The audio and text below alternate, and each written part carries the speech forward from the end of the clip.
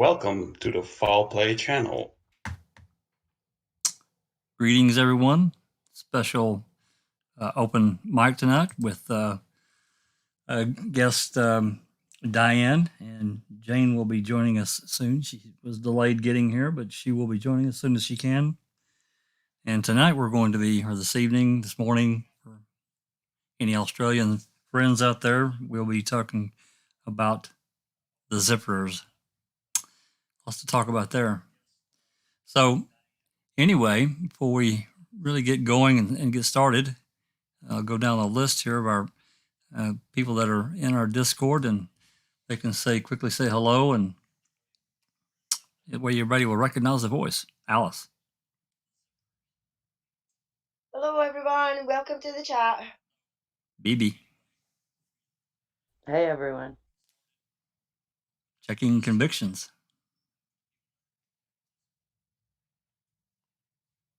Checking. Hide my mic. Hello, everybody. Glad you're here. Diane, remember to push the button. Hello, everyone. Disco. Bye, Cheese. How you doing? Nice to see you all. Yours.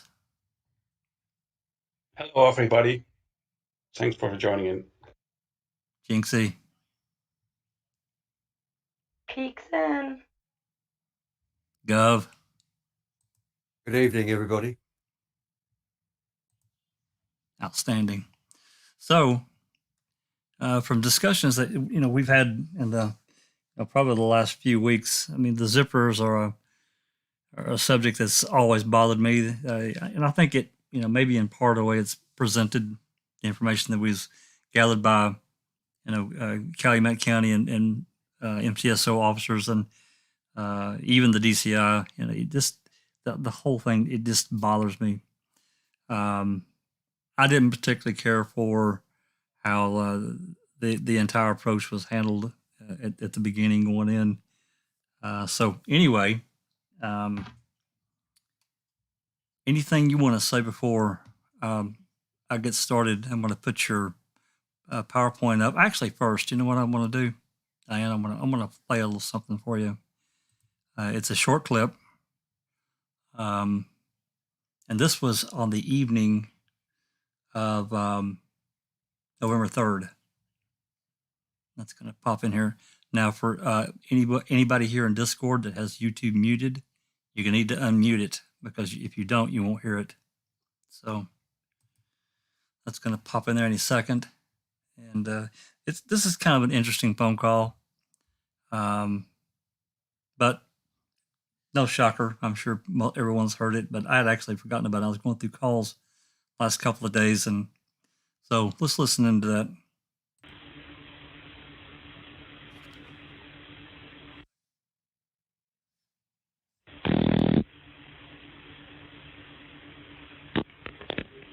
Unit 4 Sheriff's Department, Karen speaking. Karen, I need you to run a criminal history for me. I'll give you the guy's name, middle initial, date of birth, the whole thing. Go ahead. Ready? Yep.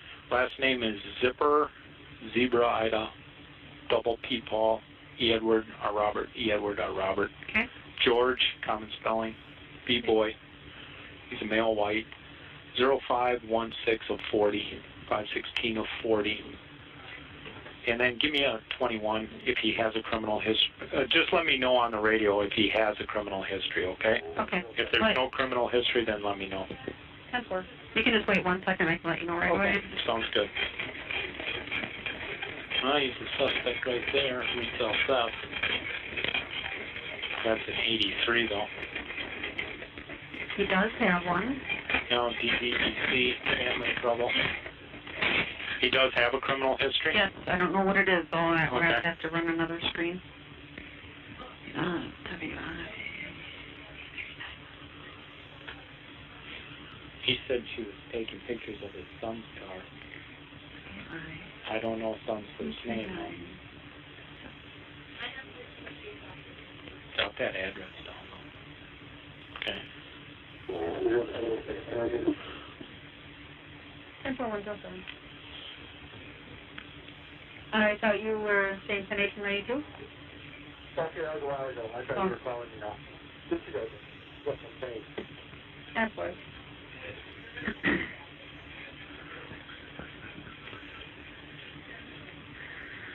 It's disorderly conduct, and that's it. Just a DC on his criminal history? Yep. Yep, we saw that on the in-house. That was DVO related, it looked like, 2002. Oh, two? Doesn't tell me where it was related. Okay, thank you very much, Karen. Bye.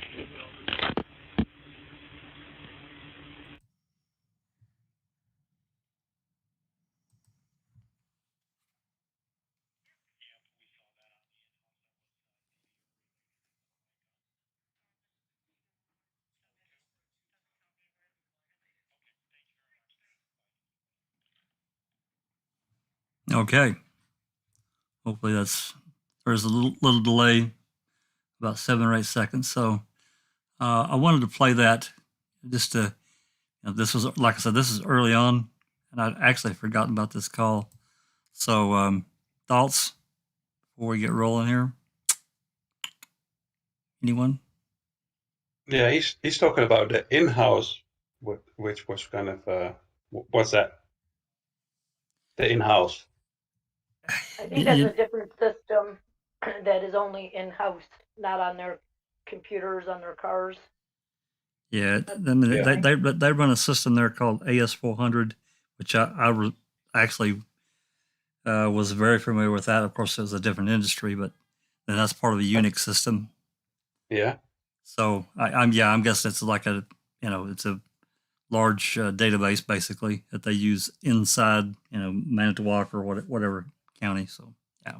Oh yeah. I see some discussions about in-house being the computer in the car, but it probably is the computer in the station. Manitowoc.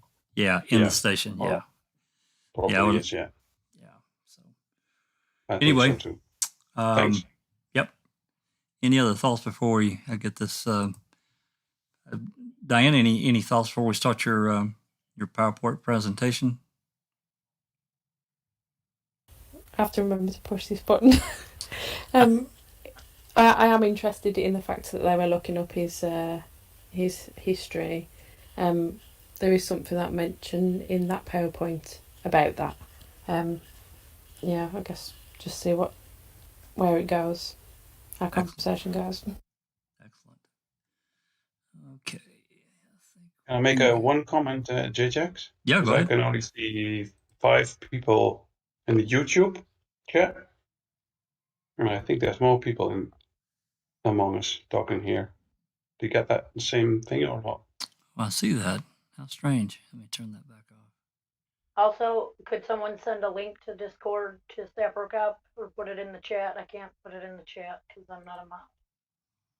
Oh yeah, one of the wrenches can take care of that, I'm sure. I wonder why that didn't. Well, I would have definitely did it because I'm the one that was, not taking his joke. But I can't do it on this computer that I'm at, so it just won't let me do that. So I apologize, Sniper, but. Alice or Sean, can you do that? It's done. Awesome, thank you. Thank you very much. Thanks, Alice.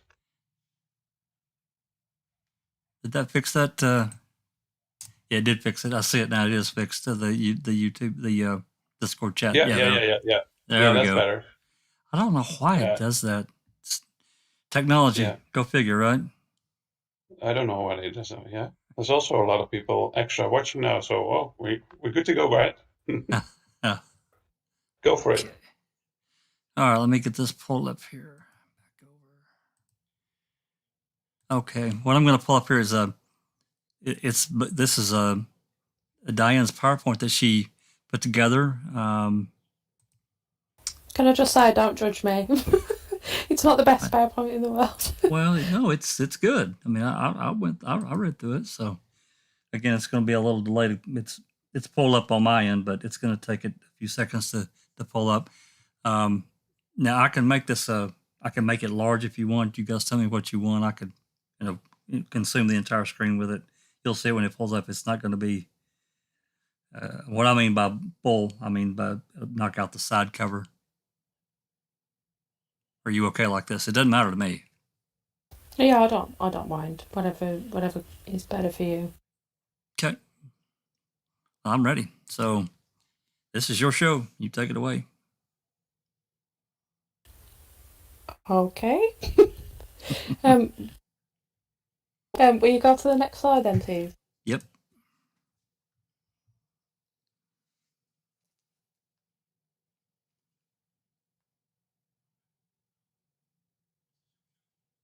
Sorry, I was just swapping over to my thing so I can see it on my phone because it's a bit delayed.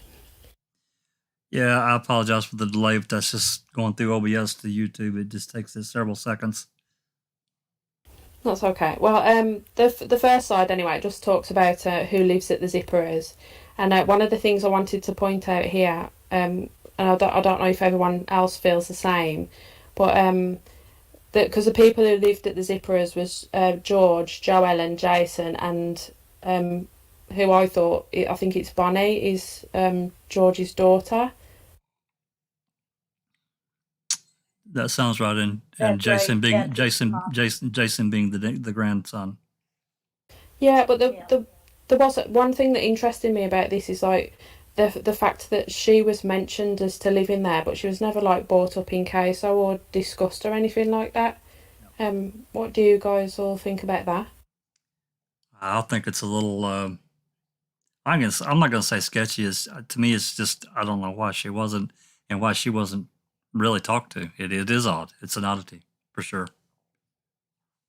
Not talked to or not mentioned or anything. So I just think that's really strange, and that's why it was one of the first things I wanted to point out. Like those are the only two mentions of the daughter, as far as I could see. There's probably more mentions, but Well, it's unless just strange. actually Diane, unless Jinxie has something or someone else. Never heard of her. Yeah, well, I've heard of her, but she's just not mentioned. She's not talked about. Yeah, I've never. Well, that's what I mean. I knew there was one in the family. I just never seen it written anywhere. That's all news to me. Well, the only reason why sometimes refer to Jason also as the son. yeah, Yes. he does. Yes.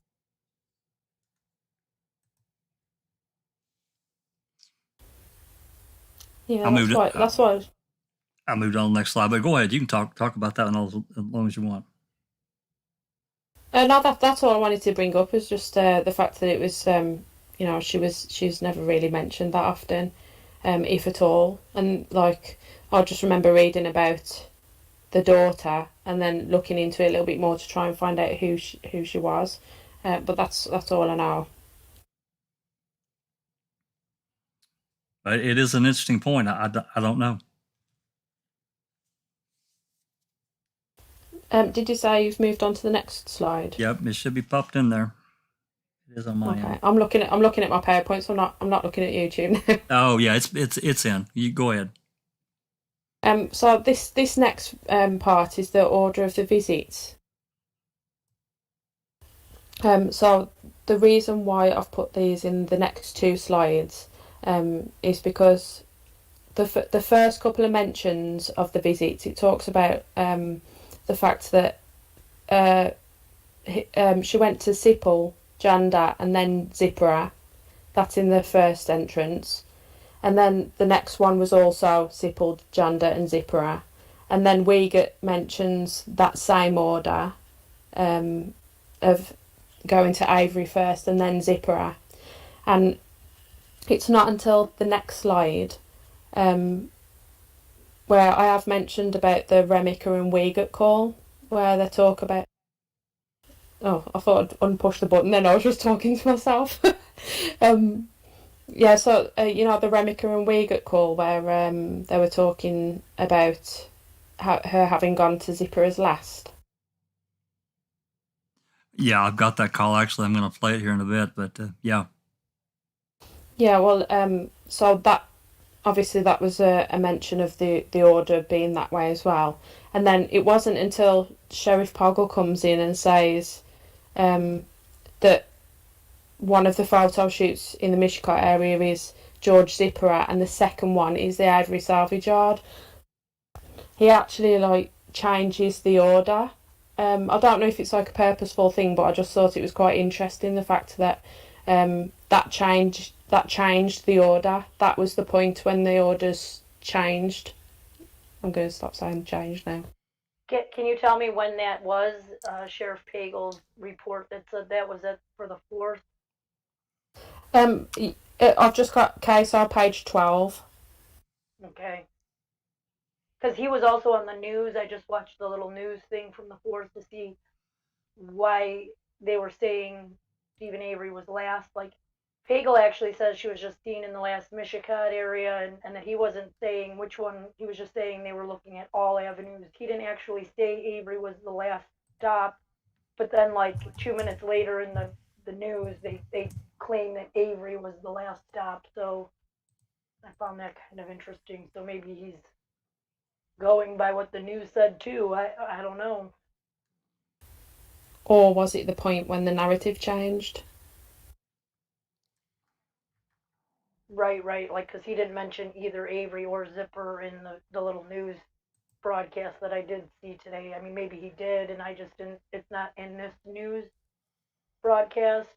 So, but they do say Avery's the last, but it's the news people, not him. So I found that kind of interesting that he's saying second is Avery's auto salvage. Yeah, it would be interesting to like find out, like maybe dig a little deeper into that and find out, who else started saying it and when. Well, they Right. they evolved their story, over the beginning. Obviously, things evolved kind of in an odd succession. At first it was the Schmidts and then Avery's and then Zipperers, and then all of a sudden, no, Avery's the last stop. And I don't, we had a pretty long discussion about this very thing last night, and some today. So I don't know. It's an oddity to me, and it's hard to say because that there's conversations going on, where they're doing all their going here and there in their investigations and looking at phone records and so forth, but they're having these discussions, I'm sure, within their own ranks and trying to decide how this was done and this was done. So I don't know. I could be convinced either way, honestly. It's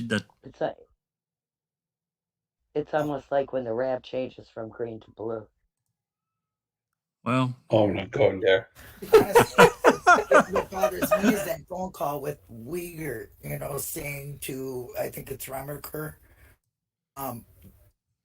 well, I think, was Zippers were pretty sure that was last place. And then you hear him saying to him again, well, the boss has us something to change in plans. Some for us to do. Yeah. Yeah, and that's shady as hell. Let's just face that. But Jinx and me were talking about the timeline. Because the timeline's always bothered me. And I don't know if Jinx wants to talk about it now or not. But if you think about the timeline, I guess you can really put any scenario you want to it. But the way we did it, it seems a little bit more logical. And that was her going to the Zippers, not being able to find it, and going to Steve's, and then back over to Zippers because of the time, And the message. Yeah, and the message, which Jinx claims it's not, for the Zippers, the one that already plays. I believe her, but what happened to the one that, to the grave? We'll never know. Oh, the Jacobs? Oh, yeah. Well, no, we'll never hear that. Because that's kind of. Go ahead. No, that's just kind of what the next slide is. What you guys were just talking about then with the order of the calls is what the next slide is about. Let's see here. I've changed it. It'll pull up here in a second, but you can go and start talking about it if you want. It was basically what Linda was just saying about going to the Zipperers and not being able to find it, and then perhaps going on to Avery Salvage Yard and then coming back again, which it does seem like a logical thing. Sorry, I lost my train of thought then. Because I work out in the community, and that's basically the kind of thing that I do. I'll get my patients and then I'll plan my route. And if I go to a patient's house and they're not there, or I can't get hold of them, I'll leave a message and carry on to my next one. So it seems kind of logical that that's what would happen. Yeah, you'd plan your route, make your call, say, hey, I'm going to be there in in an hour. And then if you can't find a place, or what if it's a new location for you, you can't really find it. You can't waste a lot of time driving around. You got more people. Leave a message. Hey, I've looked. I can't find your place, but I'm going to go to this next one and I'll be back. Yeah, exactly. It makes more sense to do that because you've got other people to see, especially having left the voicemail for the Averys and said, "Oh, I'm on my way." Like, That's what I mean. She was having it. We all know she was having a hard time finding the place. So why not try to get that first, And then it's getting late. She told the John Yonda account that she was going to be there at certain time. She was on her way, and then way back, maybe it would have been a little bit out of her way. She would have turned around to go home at that, or maybe even goes forward. I don't know. I heard the other that her way home would have been going the other way. But if you're doing business and that's what she is all about, you're gonna try to find that customer. You're try to keep them, satisfied, because you never know what can develop from that, especially when you're a new photographer. yeah, exactly. And one of the things, and I don't know if any of you guys have seen this as well, but I wrote it down somewhere ages ago, and I don't know where I've heard it from. That during a Q&A, Kathleen had said that she found out how to get there through some kind of instant messaging chat. Have I misheard that, or because I was trying to hunt through the Q&As earlier and I couldn't find it? Yeah, we've got it. It's actually on the Foul Play website, and there's also Banana Man's got another one. She did 2 Q&As. And, yeah, that's where I was looking. I looked at both of them that are on the Foul Play channel. I was scrolling through both of them and I couldn't find I know thing that I wrote down. I remember her typing because somebody was talking about Theresa being contacted after that message was left at the Dasseys. And KZ's reply was there was a communication by non-telephonic means. I remember that, and I can't find it. I've looked. Yes, same here. It's disappeared, and I was looking through because I actually wrote down Q&A with KZ, and I looked through both of those and I couldn't find them. Yep, I looked through them twice because I thought, man, what am I thinking? I know she said it because I was watching both Q&As. So I don't know. Hopefully somebody's got it. It's just something that got missed. It's possible, Eric's taking a break, Banana Man, but hopefully, when he comes back, he may have some older screenshots that we just don't have. Yeah, fingers crossed. Yeah, I hope so. Okay, let me get back over here. Anything else about this? Go ahead. Sorry, Jax. No, go ahead. Doesn't the whole Zipperers in general? We're talking really kind of, real slow about this here and there. But doesn't it just seem shady from the get-go? Why couldn't she go there last? They're shady people. I don't know. The things I've heard and everything, I'm just like, I don't understand why they don't investigate these things. It just seems so blatantly obvious to us, anyway. I think that, and I'll say this and I'll shut up. But I think you hear George, or we read George, what he allegedly says to these police officers. He's really belligerent.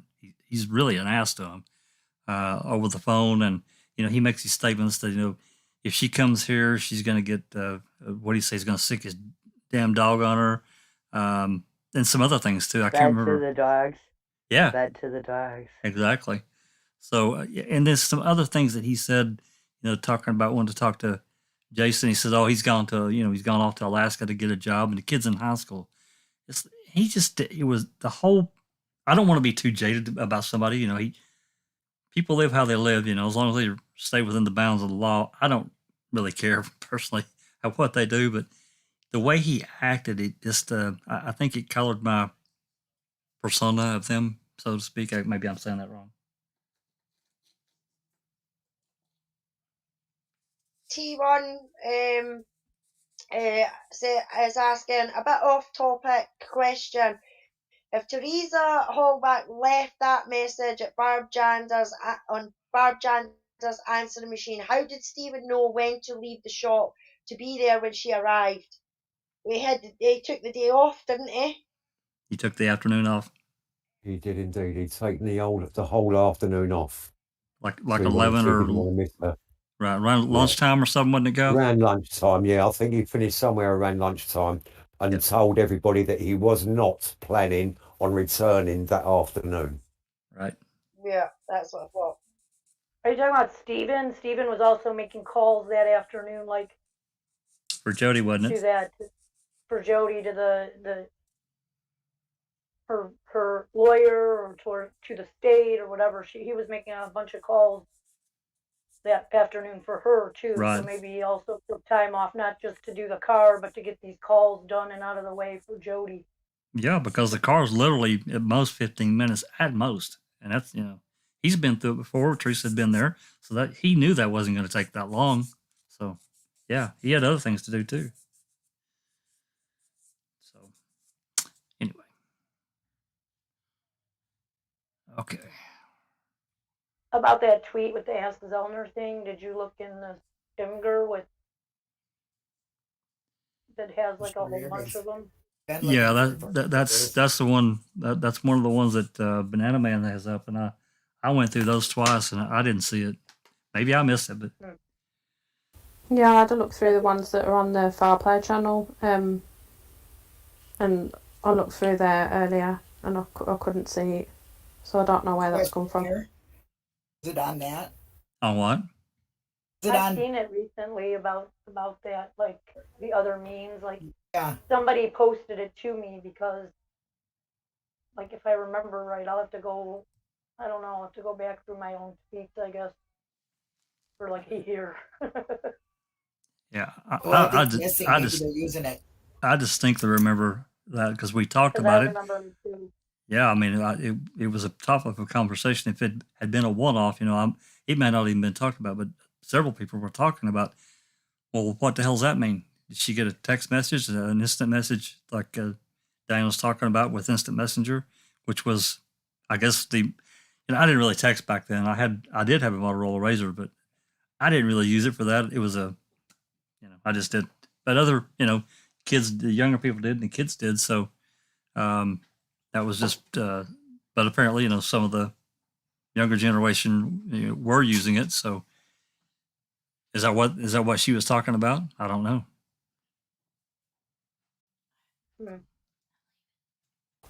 And an interesting point though, like if somebody did send that to her on Instant Messenger, that means that they've had some kind of previous connection with her, maybe. Well, sure. Yeah. So whoever it was wasn't a stranger to her. Well, I don't, maybe I remembered it wrong, and I had a little bit of a conversation with Kelly about this very thing, and I swore when this all came up, the conversation in that Q&A was talking about Bobby.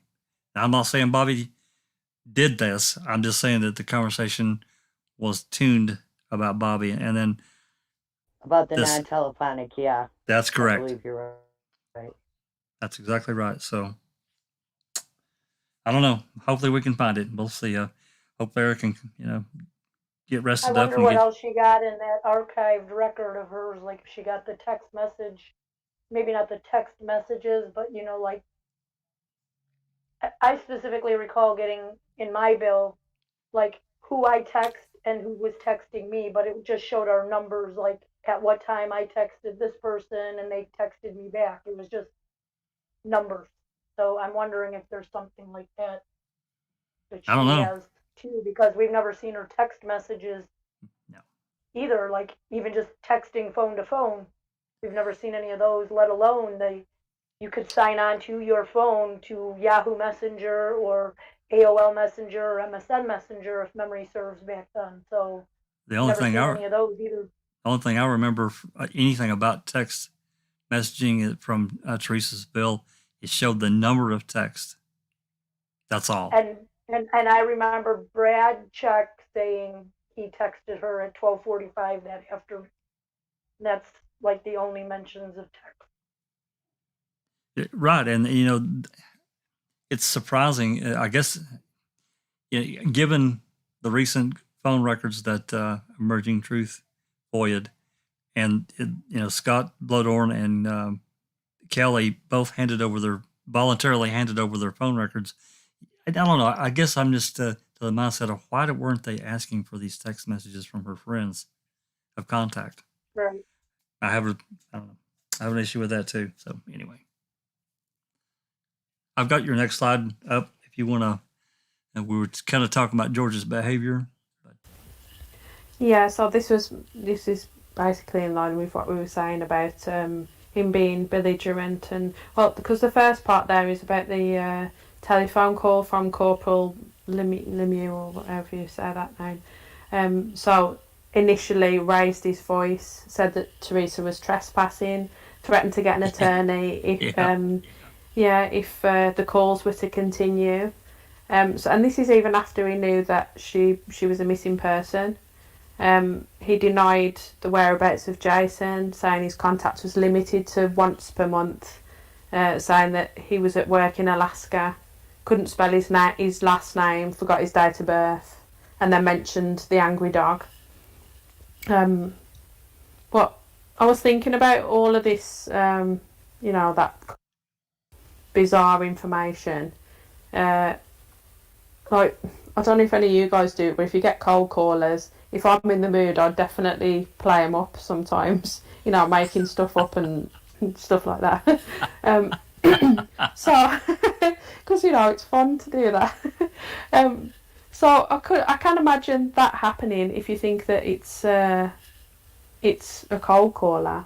But I would never imagine doing something like that if they were talking about a missing person. Oh, that'd be terrible. I mean, apparently, obviously, from everything we could just find out about him, he was a pretty heavy drinker. So he gets oiled up and gets completely stupid about some of the stuff he says. But no, that's pretty. Yeah, that's bad. Yeah, and but one of the interesting things about what he says, because when the dog starts barking in the background. And he says that anyone who comes onto the property, the dog will eat you from the feet up. Like, that really caught my attention. And I don't know what you guys think about it, but it caught my attention because of Bear, what they were saying about Bear being aggressive. Yeah, well, I'll let others talk. The only reason why I think it caught my attention is because I thought how bizarre it was that they said that Bear was aggressive when he wasn't. And then it just made me wonder whether that had any kind of a link.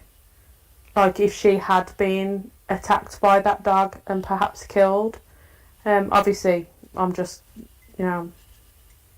thinking outside the box. Part of lying, if you lie with a little bit of truth in it, it sounds more real. So maybe they just used his dog as an example, as Bear, they know that there was a vicious dog and that would keep them away from him maybe. So maybe they just used that in part of their lie about Bear, because they had just seen their vicious dog over at Zipperers or something like that, kind of make it more credible in a way.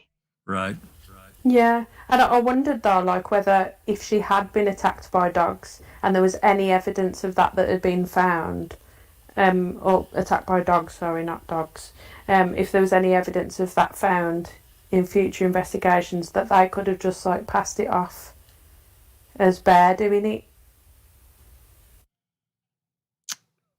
Well, do you know what I mean?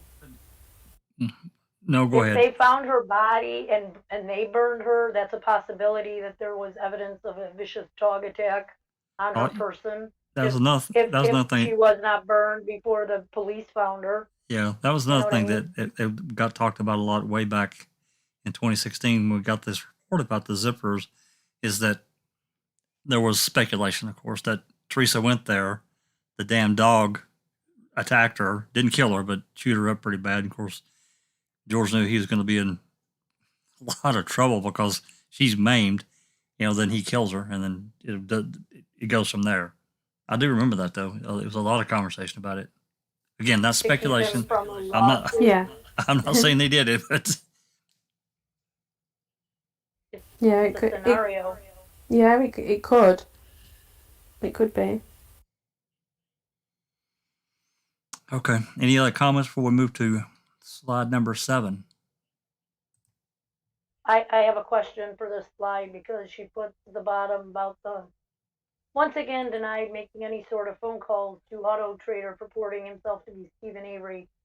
And that has to do with the Steven Speckman call that they called, and then he called Auto Trader, saying, why are people calling me or whatever. Oh, Sheboygan Steve. Sheboygan Steve. So they were trying to find out if maybe Zipperer had made that call because Yep. that one girl thought it was Steven Avery. That one, I can't remember her name. Angela Schuster. No, the other girl that worked there answered that call, and I can't remember her name. Not Dawn. There was like one other girl, and I can't remember her name off the top of my head. What is it, yours? Help us out here, buddy. Help us out. What was that other girl's name? It'll come to me, right, sometime. I can't remember her name. Tell me.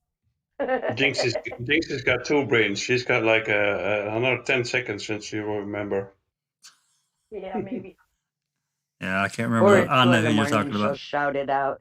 Yeah, I do remember what you're talking about, and I cannot remember that other girl's name. Yeah, it's a detail. Crockett has got a question. Did Barb or Boyce ever confirm the contents of voicemail by listening on the 31st of the 1st?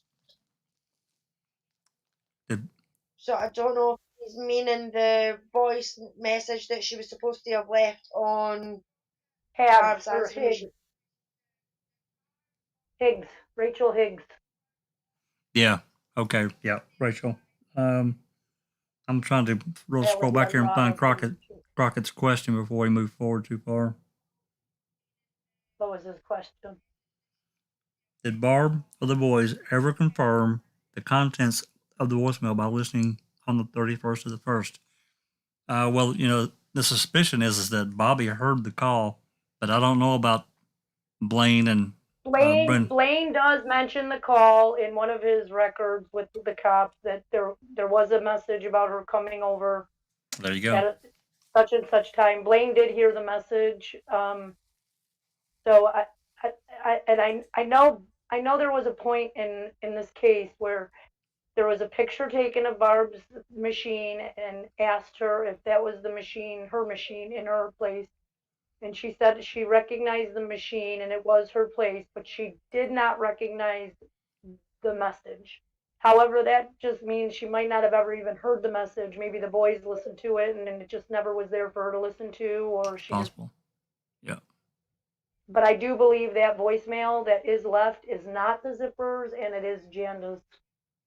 I do believe it is Janda. The one that we've heard on YouTube, that one. Yeah, the one that is said to be Janda's is Janda's. In my opinion. Remiker recorded it. That's where he's walking in and he's walking closer to the answering machine. Yeah, I think it's Janda's too. Yeah, I agree. Okay. All right. Slide 7's up. Okay.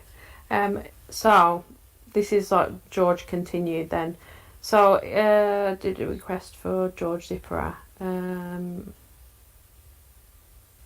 So this the reason why I put this part up is because Diedering says, I learnt that Zipperer's only real arrest incident of note was a domestic violence situation in 2002, which is only a few years before this happened. And I just thought it was quite interesting to say the only real arrest incident was for domestic violence. So it's most likely somebody who lived with him, like either George said who lived with them. It was probably either Bonnie, Joe Ellen, or even Jason. The domestic Jinx, violence situation happened. do you remember if Bonnie had a significant other or whatever that lived there or was around? Jason I do Spotter know said, she was married at one point, not to his father. I think the name started with a K, but I'm not sure if he lived there or if she had moved out or even when that marriage took place. I don't know if I actually looked into that. well, I'd have to look into the I'm just curious, to see just that. thinking out loud that, if knowing how George is, we see how he acts. If there was that kind of a domestic between George and a significant other of Bonnie's, I don't know. We don't really hear much anything about that, like but like I'm gonna like a kick my son-in-law's ass or well, something you're like that. exactly. That's what he's talking to me. He gets oiled up again after work and I'll start some crap and it blows up into a domestic situation. But that one call we did, the call I played in the beginning, I'm guessing this is what it's referring to, what Diane's talking about. I just want to note that it's a domestic violence situation, which is like most murdered victims happen close to home. Yeah, exactly Sure. why I thought it was interesting the way he was like, it's only real arrest incident, and it's like he was trying to minimise it. Absolutely. The wording is very curious there. Yeah, it's just one of the many strange things when you're looking at the Zipperers. Red flag. Yeah. Why isn't that a red flag? I mean, abuse is abuse, and like Jinx said, a lot of murderers are abusive, even to animals, let alone people. It takes another thing, so putting your hands on somebody else. Yep. And you do seem to have kind of a drinking problem, and you're very, hostile towards people asking you any kind of questions. And if you come on my property, my dog's going to kill you, or I'll shoot you, or come on now. Yeah. Yeah, exactly. Well, and they scrutinize every minute of Steve Avery's criminal record.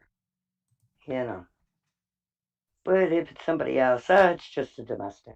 No big deal. I can't get over the fact that they first of all, when Remaker says, well, or I think it was Remaker, when they first went in there, they knew, hey, nothing happened here, Okay, then you move along just a little bit further in the investigation, and Wiegert's saying, well, yeah, we're pretty sure her last stop was at a Zipperer's. Just have to confirm like one thing. And then you get, there's been a change of plans. We've got the boss wants us to do something, okay? I mean, all that stuff is just way too shady. He fits a profile. He should be, somebody that they look at least. I mean, at least dig a little deeper than they did. But of course, it was not against Steven, so it just. Now, we haven't really talked about it, but I wanted to ask Diane before we move further with the next slide. And thinking back at the beginning when the cops got there, and it literally took them 20 minutes. They're talking, Joelle's talking to him through a window or something, as I remember. It takes them 20 minutes or so to even get in the damn door. I just found that whole interaction, like it was badly written, like a badly written script for a bad Hollywood movie. I don't know how else to take it. Is this the part when the three of them turn up? Yeah, when they three of them go to the Zipperer's house. It was Remaker, Dettering, And Colborne. And Coburn. Well, that's actually, it's interesting you bring that up because it's one of the things on the last slide that I said about them three turning up. Well, it's fine to talk about it now. It was just interesting that if you read page 17 of the CASO report, my mind went off in different directions. Sorry. It does that. It's just really interesting to note, and I don't know how you guys think of this, but at the beginning of that, it talks about the three of them turning up together and how we want to go in and we tried to get in and we did this, and then we tried to phone them, and then as soon as it says that the door was opened and they were allowed to go in, or not they were allowed to go in, it all turned into I was allowed to do this. I was walked down to such and such to the bird, I was allowed to go into the property. It wasn't we, it was all I. And it just made me wonder where the other two went, because Remiker and Colburn don't seem to be involved in that scenario after that. What do you guys think of that? That's interesting because I never picked up on it. It's a good catch. That's very interesting. I don't know what to think about it. I don't know whether it's got any relevance, but it... Did they not discuss about not wanting to go down there alone, and that's why they went in threes? Yeah, wasn't Colburn sitting across the street? Yeah, waiting? like they didn't want to go. Like it was like he's a bit.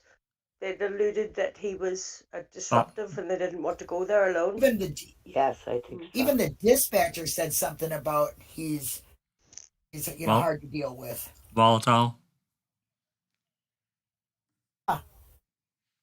They took 3 of them. But then the other two seemingly disappear. But then it is like there is that point as well, because what day was it that they went down there? Was it on the 3rd? Yep. Yeah. So and that's the same day that Colburn called in the plates, isn't it? Wasn't Jacobs there too for the Zipperer stuff? Like when he was over at Zippers? Yes, he was. Because then that makes 4. That makes Jacobs. No, I think Jacobs went. Colburn and Jacobs. And Colburn. No, I think Jacobs went there on the 6th. This one was on the 3rd. He was later. Yeah, he was later to get the voicemail or to record it or whatever. But he's not really talked about. But he's not really talked about that much on the 3rd. But I think he was there. But he didn't really. Lank? Where did Lank go? Lank was supposed to be there too. Lank was at the meeting. Colburn was at the meeting. Jacobs was at the meeting, and Remiker. They've called in all of their detectives for this one case on the 3rd, and the guy who took the call in the beginning, Colburn, who was a sergeant. Yeah, so they could change the timeline. So and then they why all wouldn't just all of them disappear. go?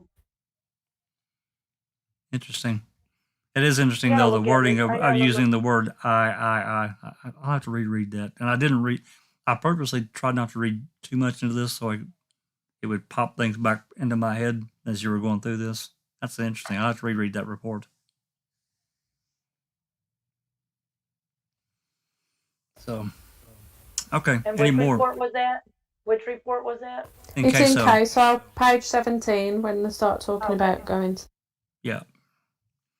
So, all right, I've got slide 8 up. Is that where you want to be? Is that the CASO page 3521? Yes. Okay, I haven't got numbers on my thing. Let's have a look then. Oh yeah, so that's basically talking about Theresa going onto the yard without permission and that she was trespassing. And then to say that Wiegert spoke to someone from Auto Trader who had spoken to George, and it was determined that Theresa had gone to the Zipper residence. Does anyone know if there's like proof of that call to George?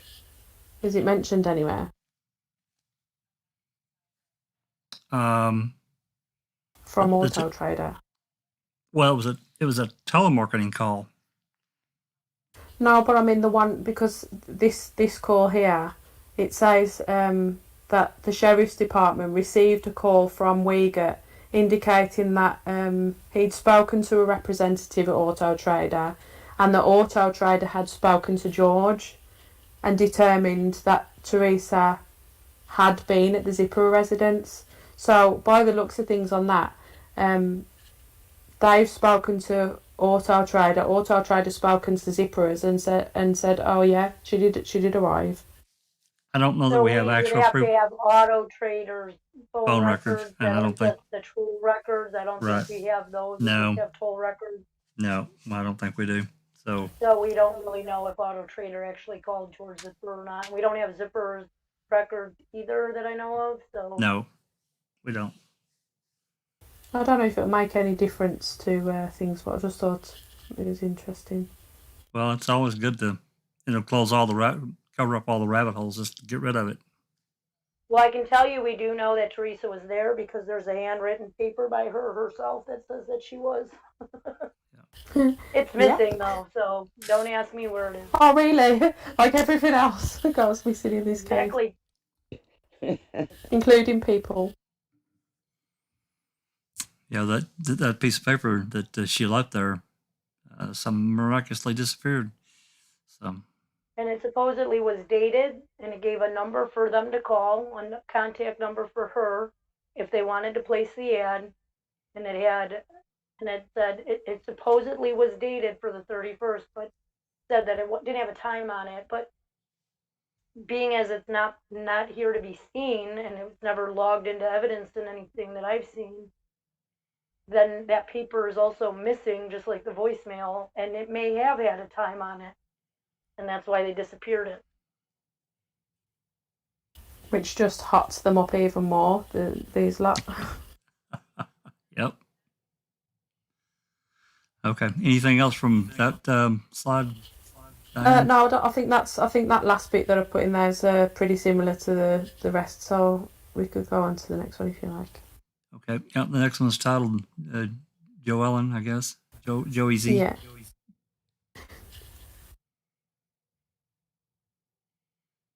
So, it should be noted, Detective Jacobs did receive permission from Zipperer to copy this message.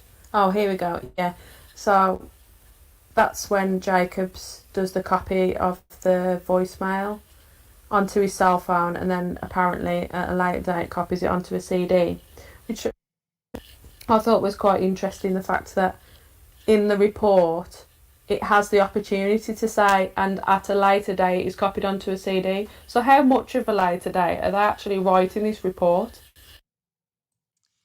Well, he also said that is the question.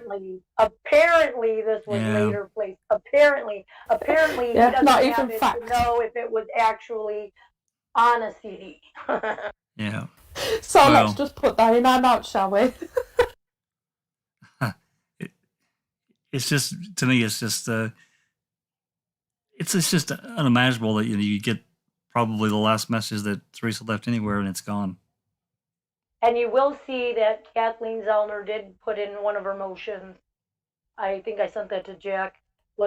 She did contact, her investigator Kirby, wrote up an FOIA and said, "Hey, I want this George Zipperer voicemail," and they're like, "We don't have it. Jacobs was the last one to have it at the MTSO." So he goes to the MTSO and fills out the little form a couple of days later, and they're like, "Nope, sorry, we don't have it either."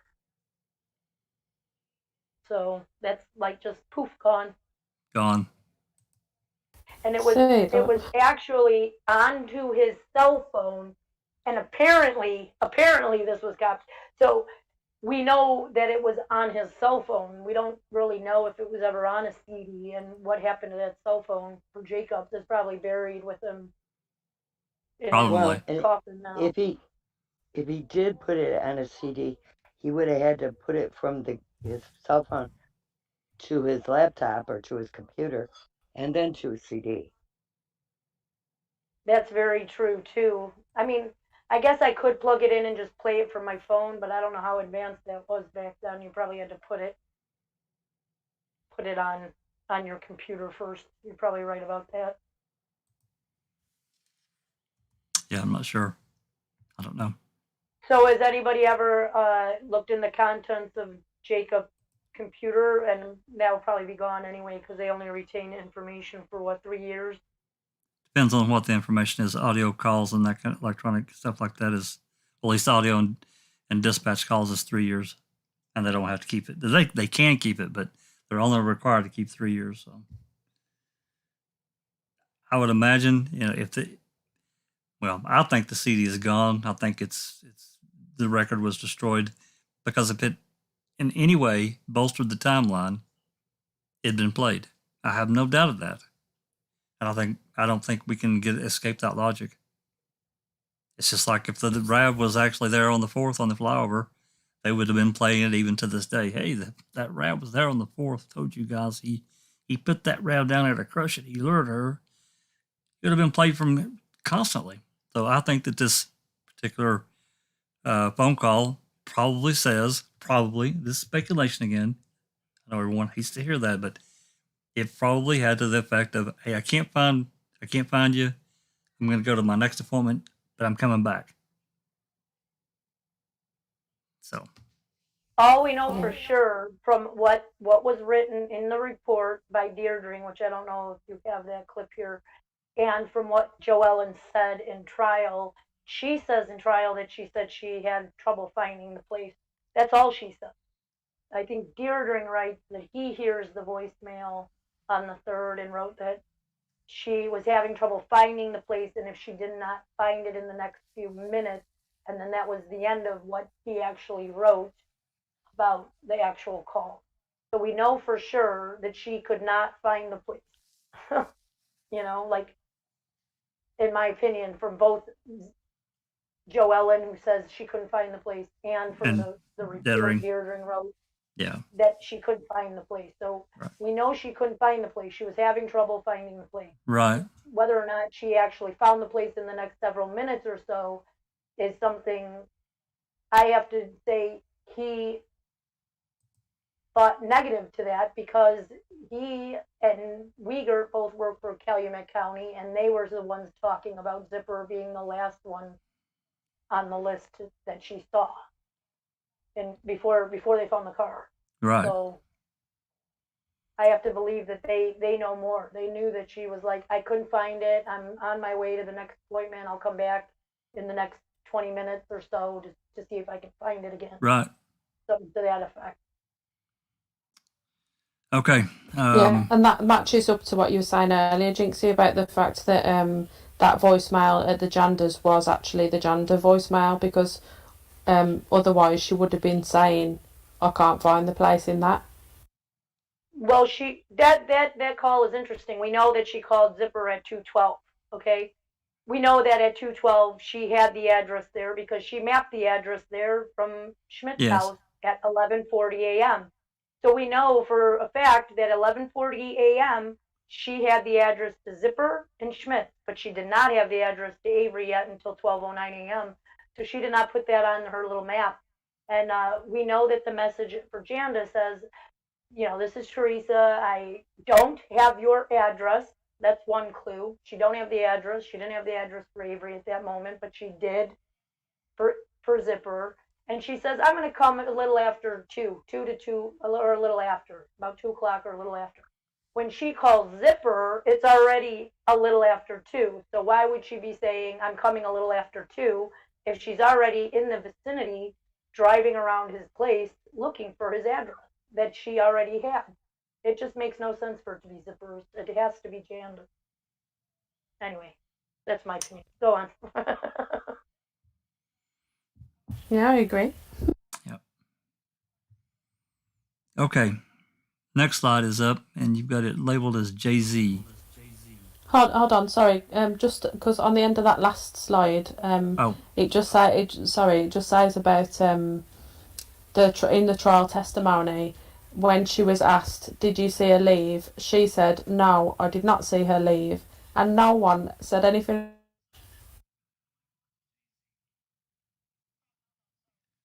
Well, if my memory serves, she was in the back of the house when Theresa came around looking for her. She was raking leaves. She was raking leaves or something. Yeah, she was doing something in the backyard that she may not have hanging seen clothes on the line or something. Theresa leave, because she had to give Theresa directions on where to get the car. The car was on the south part of the property, not on the driveway side, but on the other side of those trees in the front of the house. Yeah. And you really couldn't see the house from the street. It was all lined with trees there. So his car is she had to walk back down the driveway, out the front of the house, down the sidewalk, into the other side of the house, on the south side of the house. Take that picture, walk all the way back to the back of the house to see Joellen and say, look, you know, here's some information for me. Here's my number. If you want to place this ad, just give me a call. And she left. So she then has to walk back around the house. She may not have seen her even parked where she was parked. She was behind the house. Yeah, fair point. So I was in, like, she physically didn't see her leave. Right. Right, because if Joellen was at the back of the house and she just, gave her the stuff and she just walked onto her car and pulled out of the driveway and left, she may not have seen her leave at all. She may not have seen something happen to her in the front yard because That's she was right. in the backyard. You blapped with a hammer or something other at the back of back of the cargo door. It's true. That's right. Yeah, fair enough. Okay. Right, yeah, so we can go on to the next one now. Yeah. Thanks. Right, so this one, it's only like a really brief one about Jason.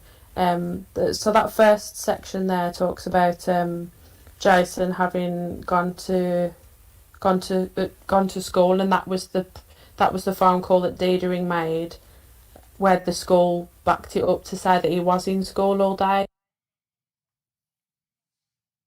Okay. And I have a comment on this too, because what happens is they make contact with Bruce Jacobs, who is Dennis Jacobs, who disappeared the voicemail's brother. I wondered whether there was any relation. Yep, that's his brother. Okay. So basically, we don't know if Jason, if there's some kind of nefarious thing. Like, Bruce Jacobs is actually an officer with the Manitowoc City Police Department, and also does this high school. He was a dare officer, wasn't he? Yeah, and there's actually like an issue where he actually has to. They remove him from his job, and he got it back. Like, I see that in the paper. So I don't know what's happening with Bruce in that situation, that he's being removed as being the school, what do they call it? Reference or whatever, resource officer. He's the school resource officer, which is Bruce Jacobs. So he does the truancy, and he probably is like security on if anything happens at the school, he's probably the one to take care of it, that kind of thing. So, it is interesting that they are related, and so we don't really know. But he's the one verifying Jason was even at school. Like, how do we know he's being honest if his brother's disappearing evidence? Yeah. Well, that kind of, everyone being interrelated kind of brings you on to the next part of that slide, where it talks about Jason being asked by Diedering, and George Zipperer had been asked the same thing as well, whether they had any connection to the Averys, which always really interested me, because they never asked, I mean, as far as I know, they never asked the Averys whether they knew the Zipperers. If they did, I don't remember it. It's possible, I guess, but I don't remember it. I just think it's bizarre that they asked George and Jason whether they've had any connection or whether they've ever been there. Like, what do you all think of that? Why would they ask them that? Building the story, that's another part of crafting their narrative that they're, at least in the beginning stages of. Why wouldn't they have asked the same thing of, the first appointment, Schmidt, I think was his name. Maybe they wanted to know if Zipper would be like connected to the Averys, for the fact, like, if they decide they're going to frame Avery for this crime, would Zipper know the Averys and be like friendly with them, so he can go over there and be like, she came here at 2:51. Here is the voicemail. Here is the paperwork. Yeah, it's still though. Maybe they wanted to know if he was friendly with them, so they could know whether or not it would be okay, in a sense, to frame Avery for this crime, knowing Zipper was the last. Yeah, but it's still though. I mean, it's kind of strange. It's same in the sense, because Theresa's just driving around doing appointments. So why would they be asking the Zipperers about the Averys? That is a good question. That's interesting. From a psych. Yeah, Go ahead. No, I was just going to say they never asked it of the Sipples or the Schmidts. Like, they never asked that. Nope. So I just thought it was interesting. You can go on to the next one if anyone else hasn't got anything to say about that. Okay, you should be coming up. The AT book. Yeah, this is the Auto Trader book. Now, this is something I found really interesting, how it was described throughout the different parts as where the Auto Trader book was left. So on KSR page 3, George said he wasn't sure whether Theresa had turned up, but he assumed so because the Auto Trader magazine was on the kitchen table, which I thought was interesting because I'd read in these next sections where it talks about it being left.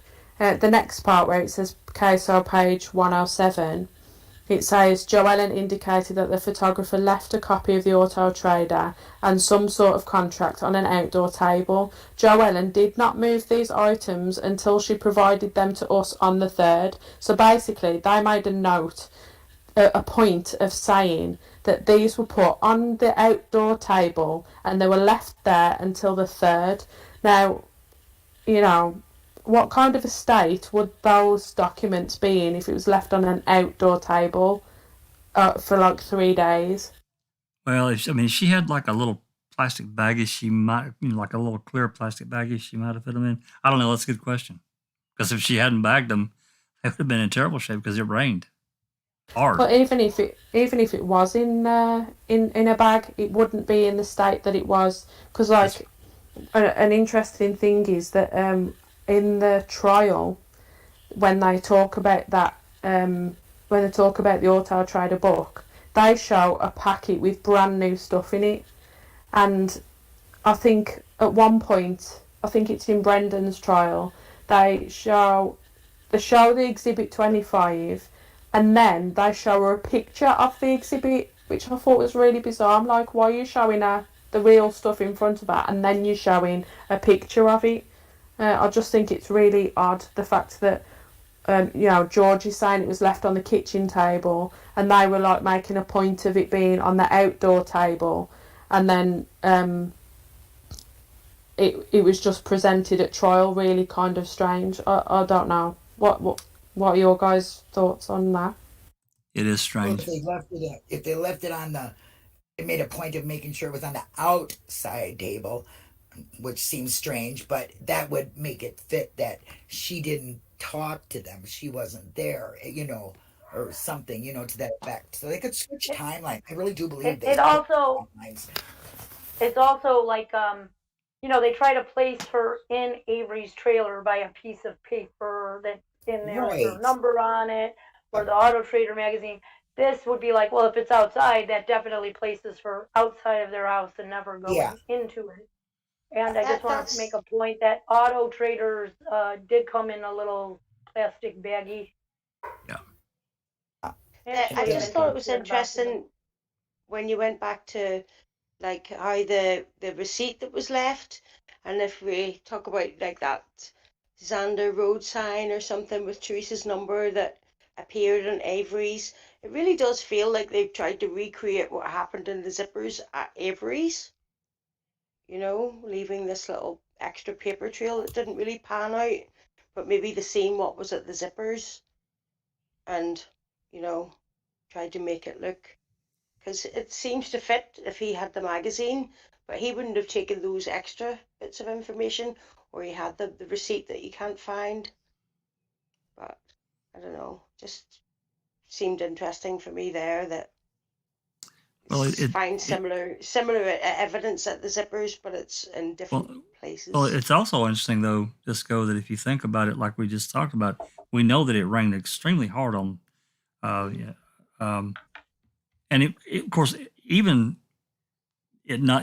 to say it's not even really rained, because that time of year there's a lot of heavy fog and dew, and just that particular area was I think that paperwork would have been ruined. I think this is kind of what Diane's alluding to.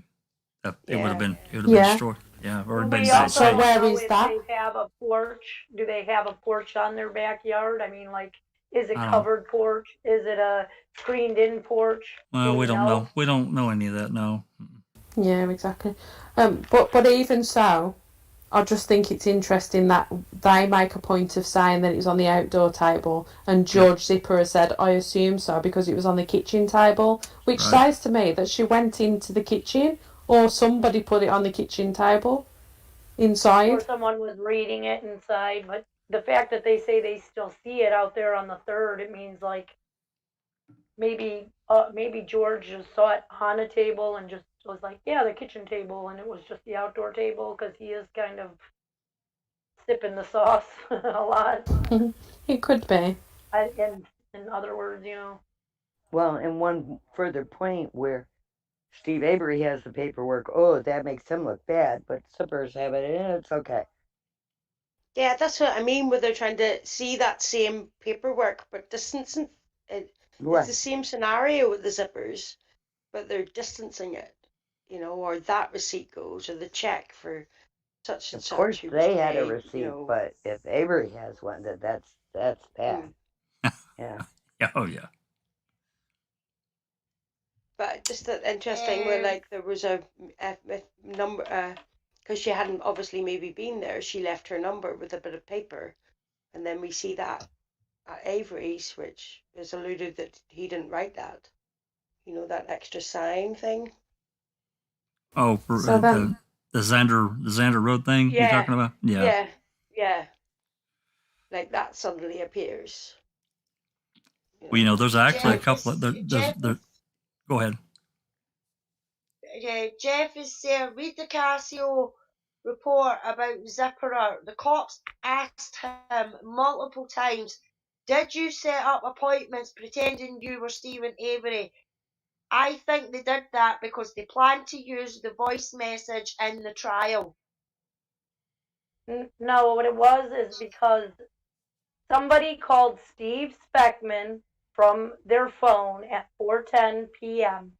and accused Speckman of doing something to Theresa. That was the 3rd at 4:10, just an hour and a half after she'd been reported missing, and they're over in Scotland. Horn called Speckman and accused him of seeing her and doing something to her. And Speckman turned around and called Auto Trader and said, look, my name's Steve, and I have these people accusing me of doing something to one of your Auto Trader persons. I've never seen her. She did not come out this day. And so they thought maybe George Zipper called as Steve because it wasn't Steve. They had Steve's phone records, and they see that he didn't call Auto Trader at that time, right? Right. Well, it wasn't George Zipper either. It was Speckman. Speckman is Steve. He is a Steve. So, and that woman, Rachel Higgs, or I think it's Higgs, Yeah. misspelled as Hags in Casso, she's the one who says Steve Avery called there and accused people of calling her and saying that she never made the appointment. Right. It wasn't Steve Avery at all. It wasn't George Zipper either. No, it was Sheboygan Steve. Speckman. Yeah, Sheboygan Steve. Yeah. That even made So it they were into just trying to that even see made if it into was the forward George. of Kratt's book, if you remember. Yeah, And and he that- lies too. He says it was Steve Avery, and it wasn't. It was actually Speckman. Well, it was Nancy Grace that wrote the forward, but she was wrong, completely wrong. And of course, I guess she got the information from him, but yeah, it's incorrect. Nasty disgrace. Nasty disgrace. Nasty disgrace. Thank you. Yep. Okay. Yeah, Right, so that's the Steve stuff. Anyway. Anything else from the AT book? No, that was it from that one. It was just about pointing out about where it was. That was all. Oh, and by the way, I think that either Jinx or yours sent me a photo. We'll get to it later of the exhibit you're talking about, so we'll be able to circle back to that a little bit. Yeah, bro. Okay. So yeah, the last slide. Pretty much everything apart from this big picture on the last slide has been talked about. So I just clipped this little bit about the flyover, because we all know we haven't seen the whole flyover bit, but it just states in there that they did a flyover of the Zipperers and the Avery salvage yard, and obviously we've only seen like little snippets of it. So I just thought that was interesting to put in there. Well, yeah, as 3 minutes as a finish. 3 minutes. So Baldwin and Poggle flying around in the Mile High Club all afternoon. We get 3 minutes.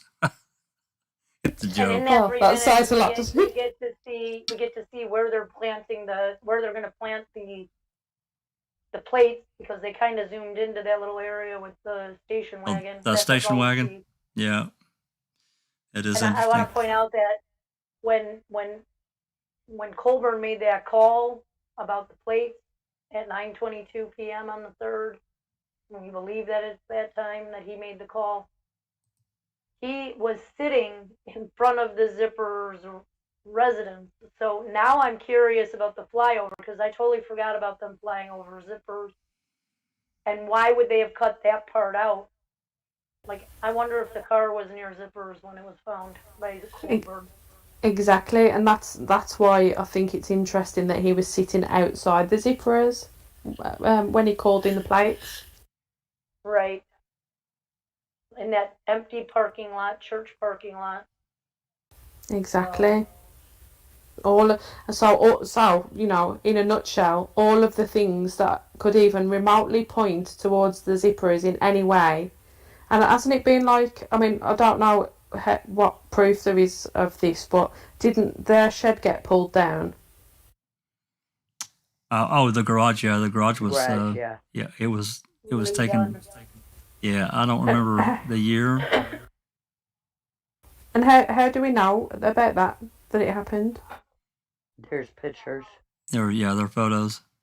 Oh, okay. There's like Yeah, 3 and mind photos. you, this was a garage that nothing was one. Get rid of the other one. So who knows? It seems like the garage is in the exact same place as it was torn down from. If it was in fact torn down, is it possible they just recited it? Well, that's a good question. No, we I don't don't. believe so. We don't really know. I don't believe so. They even replaced the door or something at the end of it. Then there's like 3 pictures. But even if somebody remodels their like garage, they could change the door, the windows, and the siding, and it look like a brand new garage, but it'd still be the same bones. I thought it was. I thought it was tore down. I thought there was the same concrete that was inside of it. Might still be the same concrete that was there when. I thought there were photos that somebody had taken, and I'm not saying that they're factual, and this has been a long time ago because I never really thought too much more after the fact. It was just an interesting thing, and like the entire Zipperer incident, I swear there were photos where somebody had posted on Reddit that garage was gone. Yeah, I'd read that as well, Jax. But I want to remind you, just because it's on Reddit doesn't mean it's true. That's what I was wondering what the proof is. I remember three shots of the garage, and they're all 3 photos of the garage, but you could see it being different in each one. Yeah, I don't know. And of course, the speculation was that the dog chewed her up, and of course George killed her, and they took her into the garage and sawed her up, and there was blood everywhere. So they felt like that. Again, speculation. Don't hold me accountable. I didn't write it. I didn't think it up. But he took her into the garage and cut her up, and of course they had to get rid of all the evidence. So they basically tore the garage down and redid everything to get rid of it. So I don't know. Anyway, it could be. And then obviously there's the fact that Jason is no longer with us. Yeah, that's it's really unfortunate. We actually had some discussions earlier today on Discord about what was going on in his life, and we don't really know. We do know that he attempted suicide at some earlier point in his life. So maybe he struggled with depression.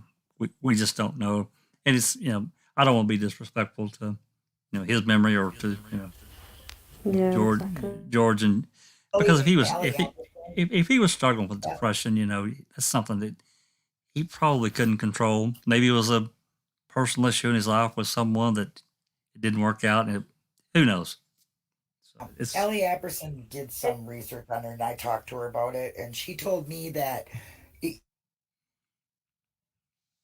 he had broke up with his girlfriend, and he had some drug issues, I guess. So she don't believe it was because of that. She honestly thinks he was just a depressed person. So it's very possible.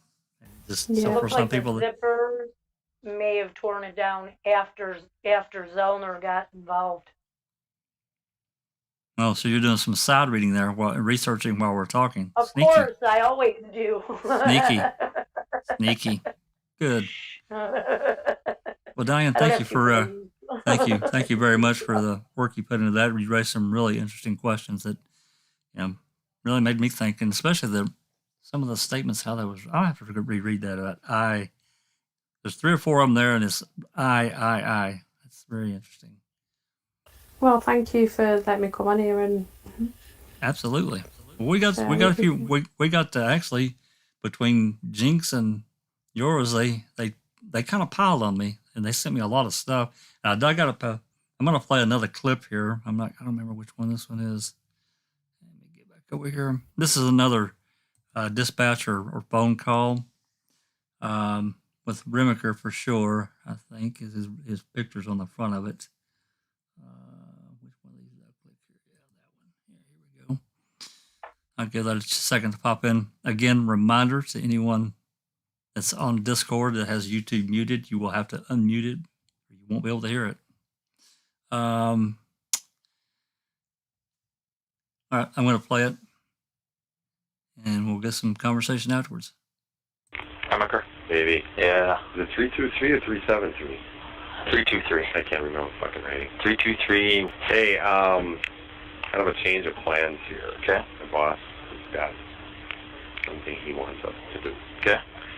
He wants us to go back over and re-interview Avery and Zipperer again. And now that the search party is out there, he wants to ask them if they would allow us to have the search party come on the property and go through the junkyard. Since the search party is going. Okay. So, if it's okay with you, we'll meet you over at your sheriff's department. Okay. Talk about a little bit, and if you're not too busy. Okay. Yeah, Zipper's not going to be real happy. I'm sure he's not. If he tells us no, he tells us no. All right. That's the way it is. Okay. If you don't mind, help us out today. Yeah, that's fine. Stop over. Okay, we'll probably be there maybe within the hour. Okay.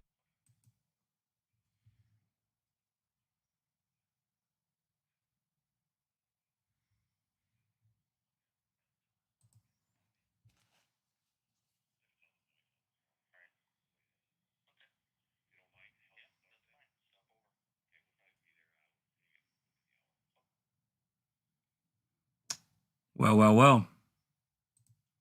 The boss has a change of plans. He's got something he wants us to do. And this leads He wanted them to go back and talk to Zipper, and they never did because they found the RAV. And he also says that they want to ask if they'll let some people on there to search. And so that's like admitting that Bam was there to search for the police. See, that's what I was actually going to say, that there was a whole lot more going on than just this phone call, because there were searchers gathered. And the whole thing to me, you got to listen to it all. It wasn't just one interaction. There's more than just this one call. There are other calls of varying degree, whatever, about these searchers gathering, and they're wanting to use them to get onto the property. Of course, that leads into them.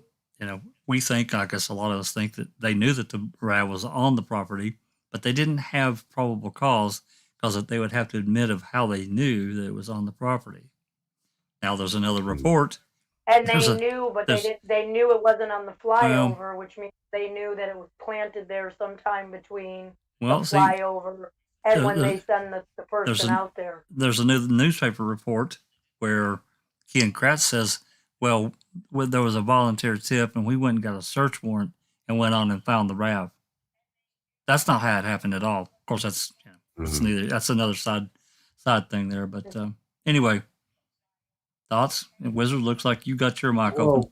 Yeah, I mean, one of the things that gets me about that telephone conversation between Uyghur and Dedarin is, or Remaker, is that Uyghur says we want searchers to go over there to go through the junkyard.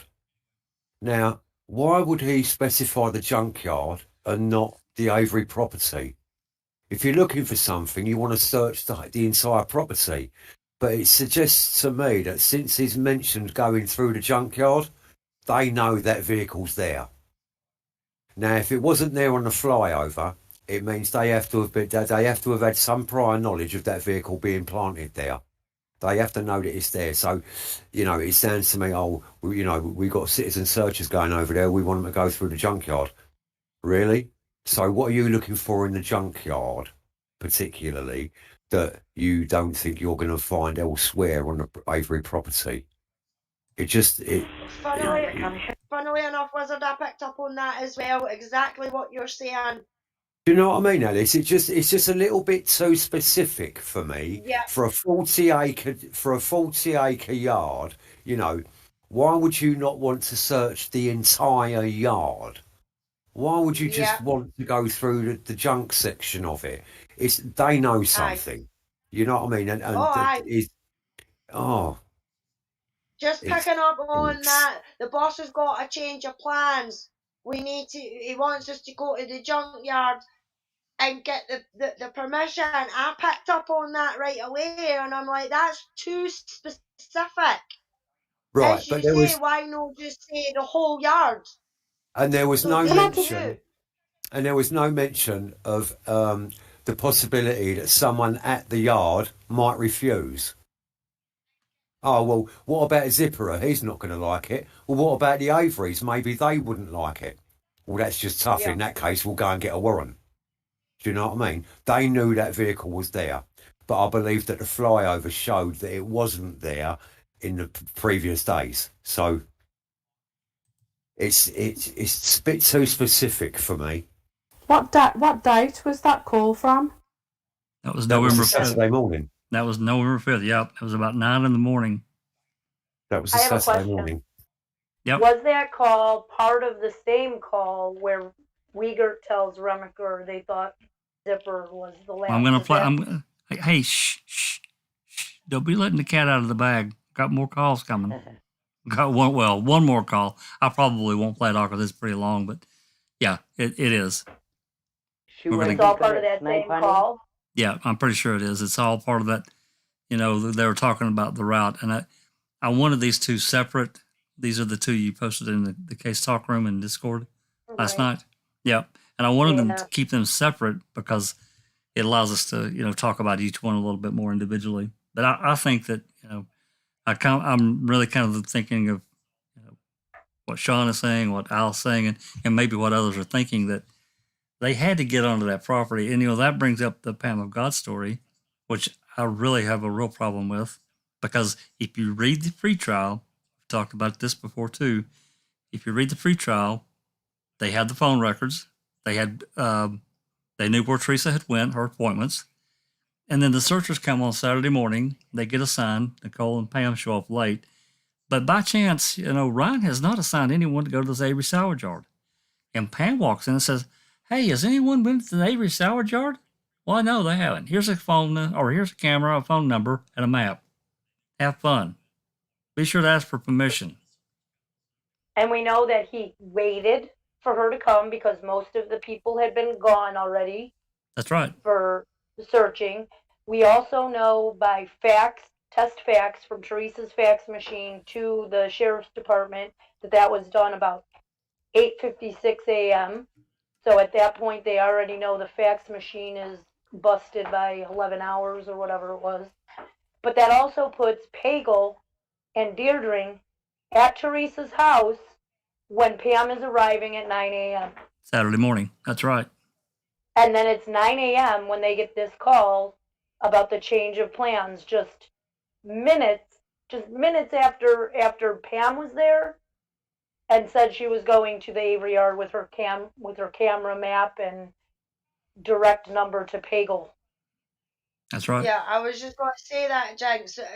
Not to forget, she had a direct number for Pagel. No gone through the dispatch centre or anything like that. It was a direct number to Pagel.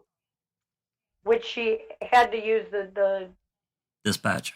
regular line anyway because Pagel was not at his desk and was not answering. Right. He didn't answer. She had to go through dispatch, which is kind of strange, but that's neither here nor there. It worked out anyway because he ends up getting on the line. They get him on the phone with her, and then he turns the phone over to Wiegert, of course. But I don't know. I just think that whole Saturday morning thing was a complete setup. Complete setup. I want to make a mention. Very convenient. I want to make a mention of the third when all the friends are over at Teresa's house. They say that they're calling these numbers and checking in to see where Theresa was. They printed off her whole thing, her whole phone record at what was it, 5:40 something. And the only number that they called, other than Speckman, which Speckman was before the printout, was Zipperer. They didn't call Steven, they didn't call Janda's number, they didn't call any of her numbers earlier that day. They called, but Goplodorn did call Zipperer. I wonder where he got that number from. Because they knew she was going But he there. goes- See, to me, yes, it's just a, well, I'm gonna say that he got it from the phone record because it kind of goes in order, like, but it's interesting because they get it at 5:49, and at 5:51 he calls Auto Trader, which was the last number that was on that record, and then the next number after that was George Zipperer. You know, she dialed her own voicemail, so they're not going to check that, right? So then they called Zipperer. But why not call any of those other appointments or any of those other calls lower down? And then I think about that Zipperer piece of paper from Auto Trader and the day planner. Did someone have that piece of paper that had just Zipperer? If somebody had that piece of paper, that is the only appointment that was on it. Was Zipperer.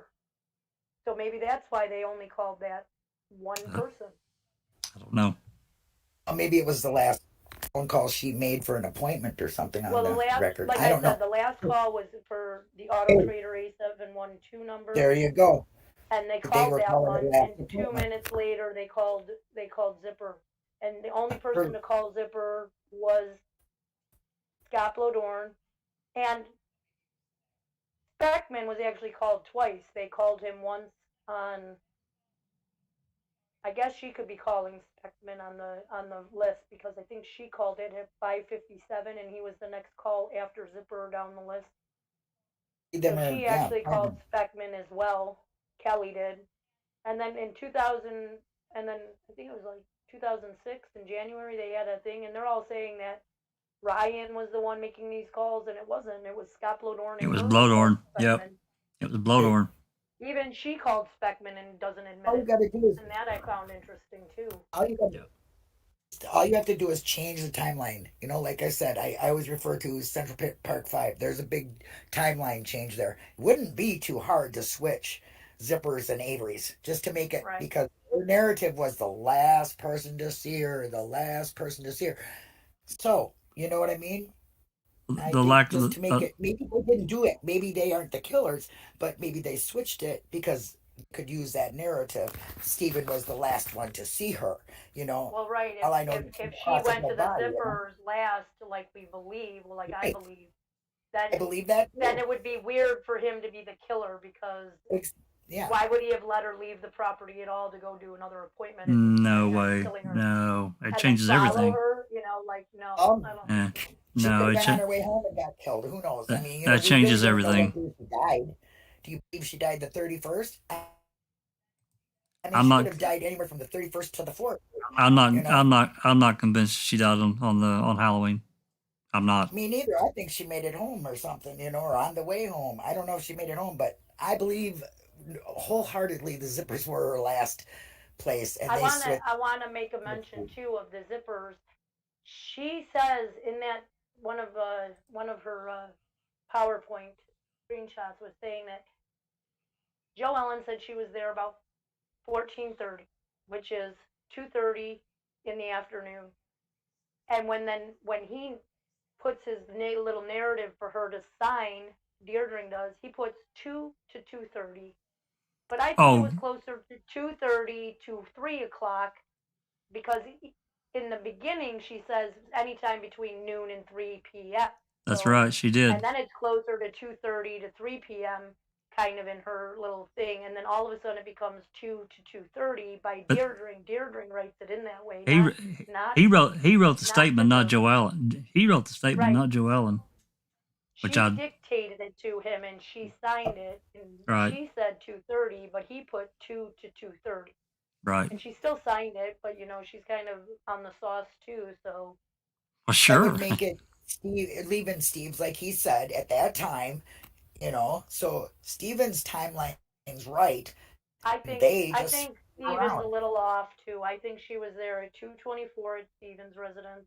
She took the call, probably just leaving the property from the woman, what's her face, Dawn. And let's then go. We worked this out the other at day, remember? 2:41, she's Yeah. looking for the address over by Zipperers when she gets that call and sends it into voicemail right away because she's actively looking for address that she could not find 25 minutes earlier. So I think that's why she put him in the call into voicemail. So I think she was there between 2:40 and 3 o'clock, and I think and Zipper was the last appointment.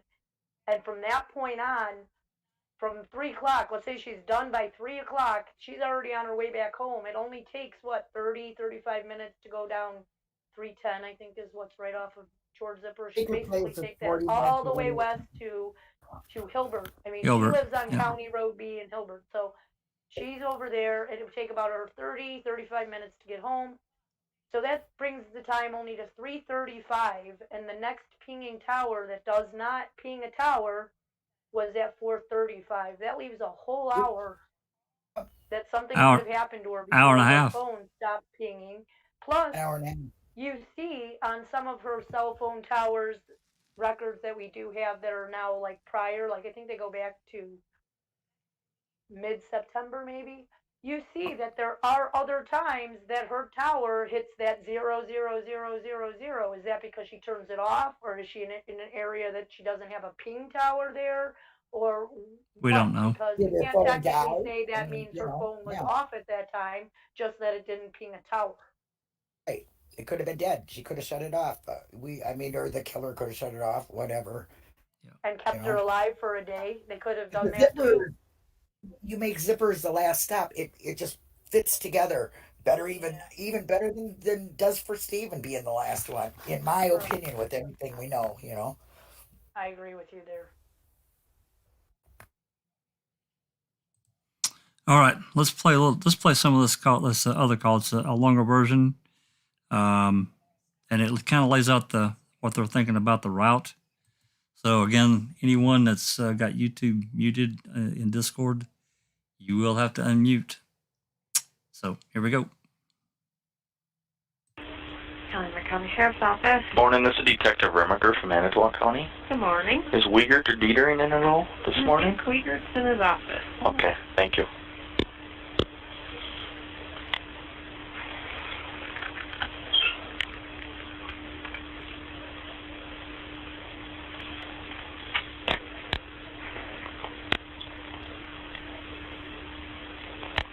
Go ahead.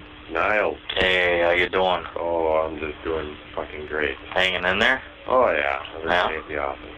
You working all day or what? I don't know yet. We got a bunch of kind of tips maybe called in and stuff. People who saw her allegedly. Track some of those down, get some reports done. Mm-hmm. Did you do a flyover at all? Yeah, they did one yesterday. I didn't Okay. know. I was up in Green Bay. Okay. The boss and our new chick went. Okay. Have you established some timeline as to where you think she went first or last, or direction of travel, or? Well, here's what we think. Okay. We're trying to track down a fax number that she had sent Right. early Monday, and we just did that this morning. It appears that it came from her apartment. It's a Green Bay number, but the fax number is attached to her computer and fax machine. Okay. We would get a test fax this morning, and that's what came back from her fax machine at her apartment In St. John, Hilbert. Okay. Where she was with. And that's at what time? That's at 12:13 in the morning on Monday morning. Okay. We couldn't figure out where that fucking fit in the puzzle here because we know she was seen later that afternoon. Okay. So the fax is before she goes to Avery's and Zippers. Right. Okay, all right. So that next day, or that day, she goes, her first appointment is in New Holstein. Okay. She's about 1:30 in the afternoon. She leaves New Holstein. From there, we believe she goes to Avery's. Okay. Time, we're not sure. Avery says he thinks it's between 2 and 2:30. Okay. From there, we believe that she goes to Zipper's. Okay. Zipper's apparently not really good on time or Yeah. Yep. And that's the last anybody has seen her. She had a cell phone call, I believe, at 2:20 there was a cell phone call at 2:24, which it appears that she had answered. There's one at 2:27, which is incoming. We'll got it or not, but we believe went to her voicemail. She's talking to the person down at Auto Magazine. I think that was me. I left her a message. I just don't know what time it is. Okay. So we've got coming in from there. What time did Dietering get off the caller ID at Zipper's place that she called? Do you remember what time that was? No, but you can hold on. I've got some phone records I can take a look at. Hold on for a second. Okay.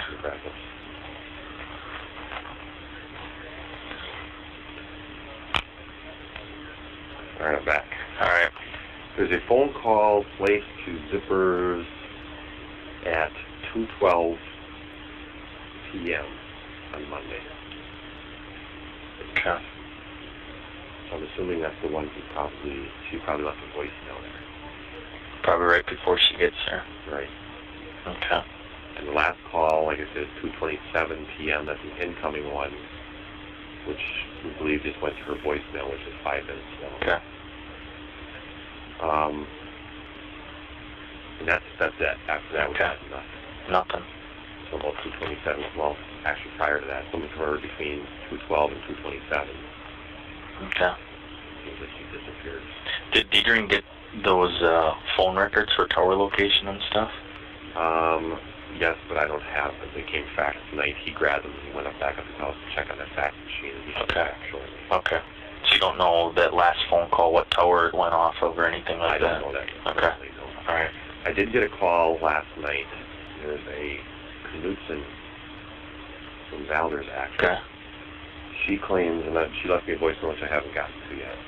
They just dispatched it called me last night. She claims that she was on her way home and she sees Theresa allegedly pulled over on the side of the road taking a picture of a cow. Really? That's what she claims. Does she know Theresa or? No, just from what she's seen in the news, all this kind of crap. So when I get my ducks in a row here, if I'm driving back to Valder's talking to her. Okay. Are you working today? Yes. Okay. So if you need a hand with anything, let me know. Well, what I think I'll do, if she's pretty positive, I think I'll do is maybe get a hold of you and then we can just go out to that area. Sure. Because any ditches out in that area. Sure. All right. Take a look around. So. Okay. You got a direct number there, Davey? Give me my cell. That'll work. 3. Give me yours again. I always lose it. I'm sure you're aware of this. The family doing a search on their own. Yep. I read that note. I called last night to get a heads up. I don't know if they'd be trespassing on somebody's property over there and the shotguns would be out the front door. Crazy fuck. Yeah. The only thing we got is somebody called up and said at 8:45 a.m. they seen a vehicle northbound on I-43 near De Pere. It was either a green or blue RAV4 vehicle. Yeah. Well, we got one yesterday too on, I don't know what fucking it is. I got to get it on my voicemail. And she was seen on 00 in Appleton driving that vehicle too. So what I'm going to do is kind of put together a sheet with all the tips that come in. So if you get any, if you could let us know. Yep. So if yours comes in on I-43 and at 2 o'clock, mine comes in on 00 at 2 o'clock. Right. We can pretty much rule them all. That's good. That's a good idea. Go that way. So when I get my shit, I got, oh fuck, I know. I'm going to let you go. You need anything, holler. All right, I'm here till I get over towards Valder's. At least 4 o'clock. You're here till 4? Yep. Okay. Sounds good, man. Okay. Thanks. See ya. Bye.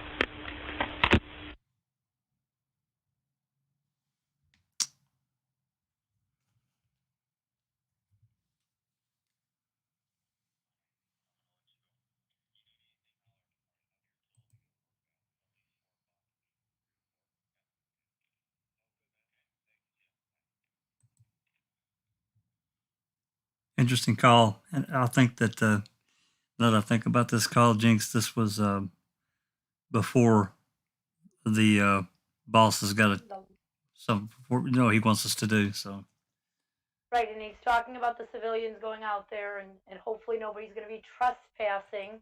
Right? Yes. Like, he's talking about how they went out there and they did a flyover, which was the 4th, with the new chick. It always sticks with me. She wasn't new. She was a chick. And then when he's telling him that there was a call to, what do you call it, to two Zipperers, Remaker's the one who says, yeah, right before she gets there. Like, they're saying this is the last call, and Remaker's already pointing them to being like, oh, she got there at 2:12, fixing their narrative for Avery being last. No, maybe it's Right.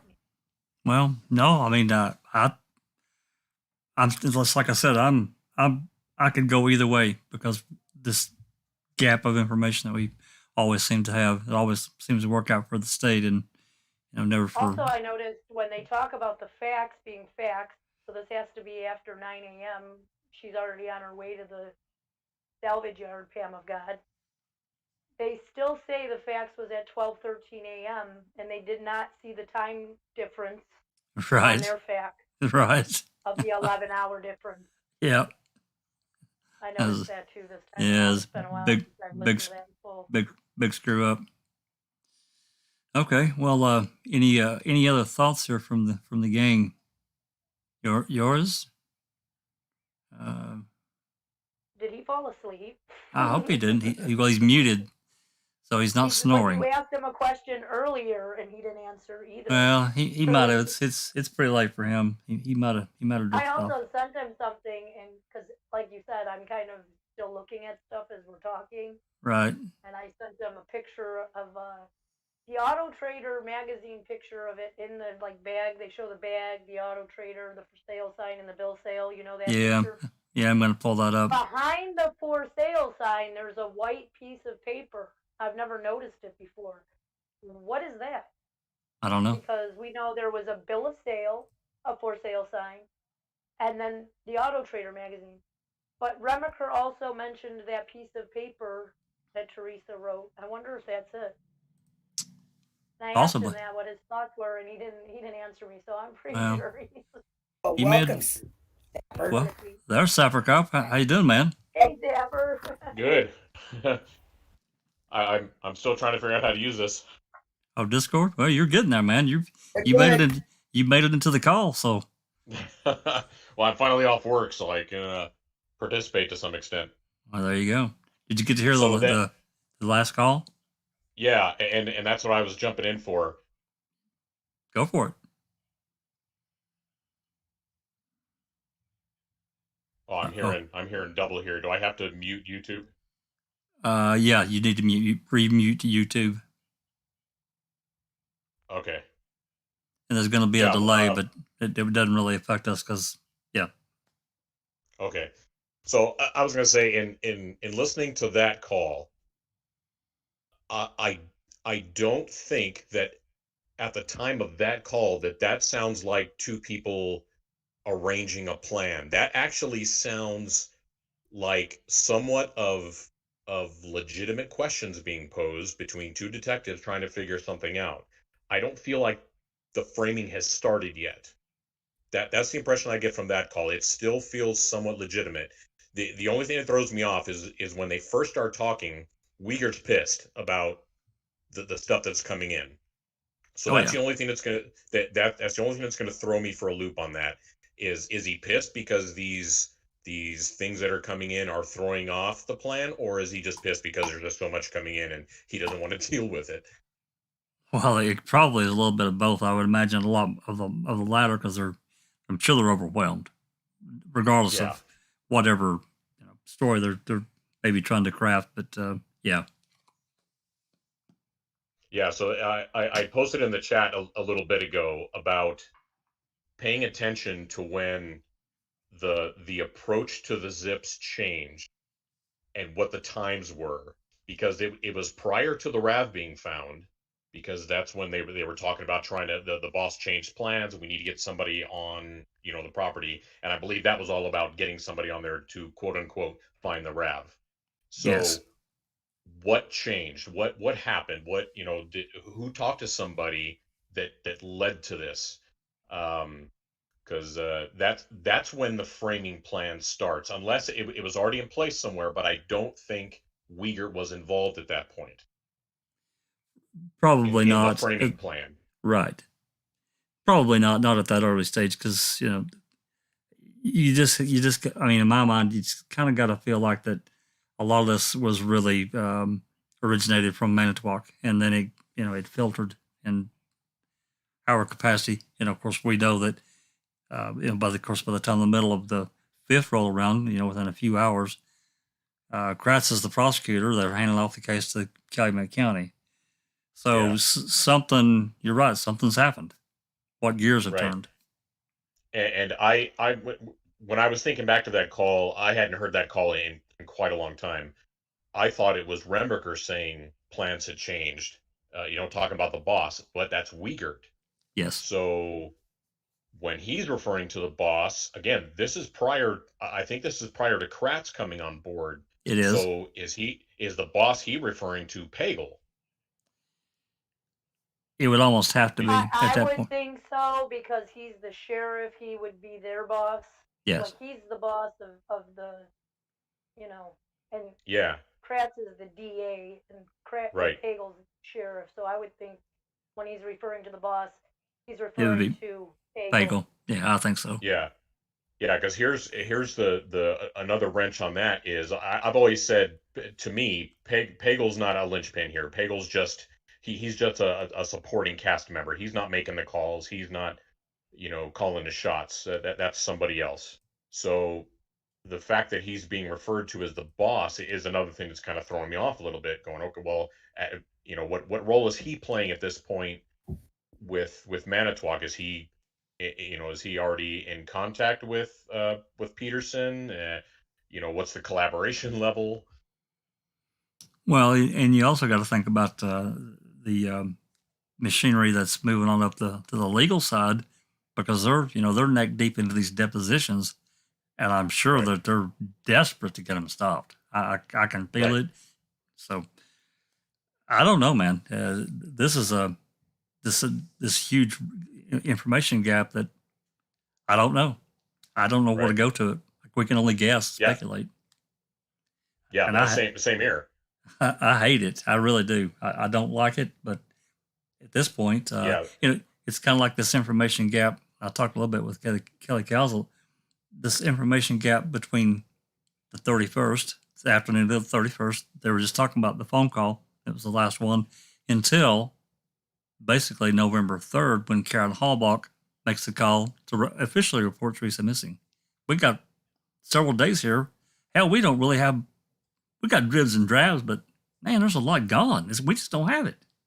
Exactly. And then, to go back that far, look at Karen's call by itself. That call is not normal. That call is not a family member calling 911, frantic about somebody missing. That call is so drone-ish and staged. Well, I almost have to feel like that. And I've said it before that they had tried to report her missing, and they couldn't take an official report, or they wouldn't take one. I'm just saying that because I don't know their policy. I think personally that they started looking for her on the 1st. That's me, though. What's your theory? I don't think they started looking for her until the 2nd, because it was the 2nd when her sister calls her at 7:23 in the morning talking about, look, I have this uniform. Where am I supposed to return it? Yada, yada. Her volleyball team had ended. The season had ended. They're returning their uniform. Theresa doesn't call back. 7:30 something at night, Kelly calls again. No answer.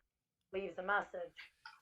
At this point, Kelly goes to her mom and says, hey, look, I tried to call Theresa. It's unlike her not to call me back after I leave a message. I've just called her a second time, and she's still not answering. And this is also Scott Blodorn's birthday, okay? So it may have gone over to the residence to see if she was there, but nobody's home because she's not there, and Scott Blodorn may have been out for his birthday, correct, right? Possibly. So they start calling family members.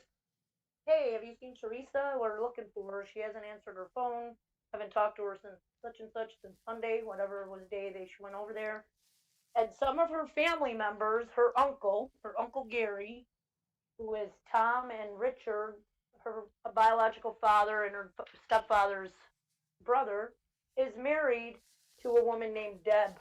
And Deb is Pagel's wife's cousin, or niece. I'm sorry, niece. But they're so close in age that they stood up for each other's weddings. I mean, she stood up for Pagel's wedding. Pagel stood up for her first wedding. This is her second marriage to all back. So I have a feeling like they call over there and she's like, "Oh, she's missing. Well, let me call my family and see what we can do." Because even that, I think it was N64 who found that piece of paper from Yes where it shows that flyer was made on the 2nd, right? So right. Yeah. Oh, the missing persons poster? Yeah. Pagel probably tells them, well, she can't report her missing for 24 hours, but here is a civilian place they can call to start the process if they do believe she's missing, you know? And Pagel knows of this because Ken Kratz worked with Yes at some point in time. He was even on the board. So they have access to this guy for Yes, for that place that printed out the flyers. And I believe they got a hold of him first and started building these flyers. And the next morning, they're like, tomorrow afternoon, just call her and report her missing, and we'll come and start the process. Even but Severakoff's right. That phone call, it's got this weirdness all over it. I don't care how you look at it. They already knew she was missing because Pagel is the sheriff. He probably told them be expecting a call because. And they're like, get some information from her. Like, what's her blood type? Wasn't that one of the dumb questions they asked her? That was one of them, yeah. Stupid. It was just odd. Yeah, but that question makes no sense. No, there would be no reason to ask for blood type before asking for any other kind of descriptors. No. Yeah. I looked up here a minute ago. Alice, did you have I think it was Alice. Did you have a question or a comment?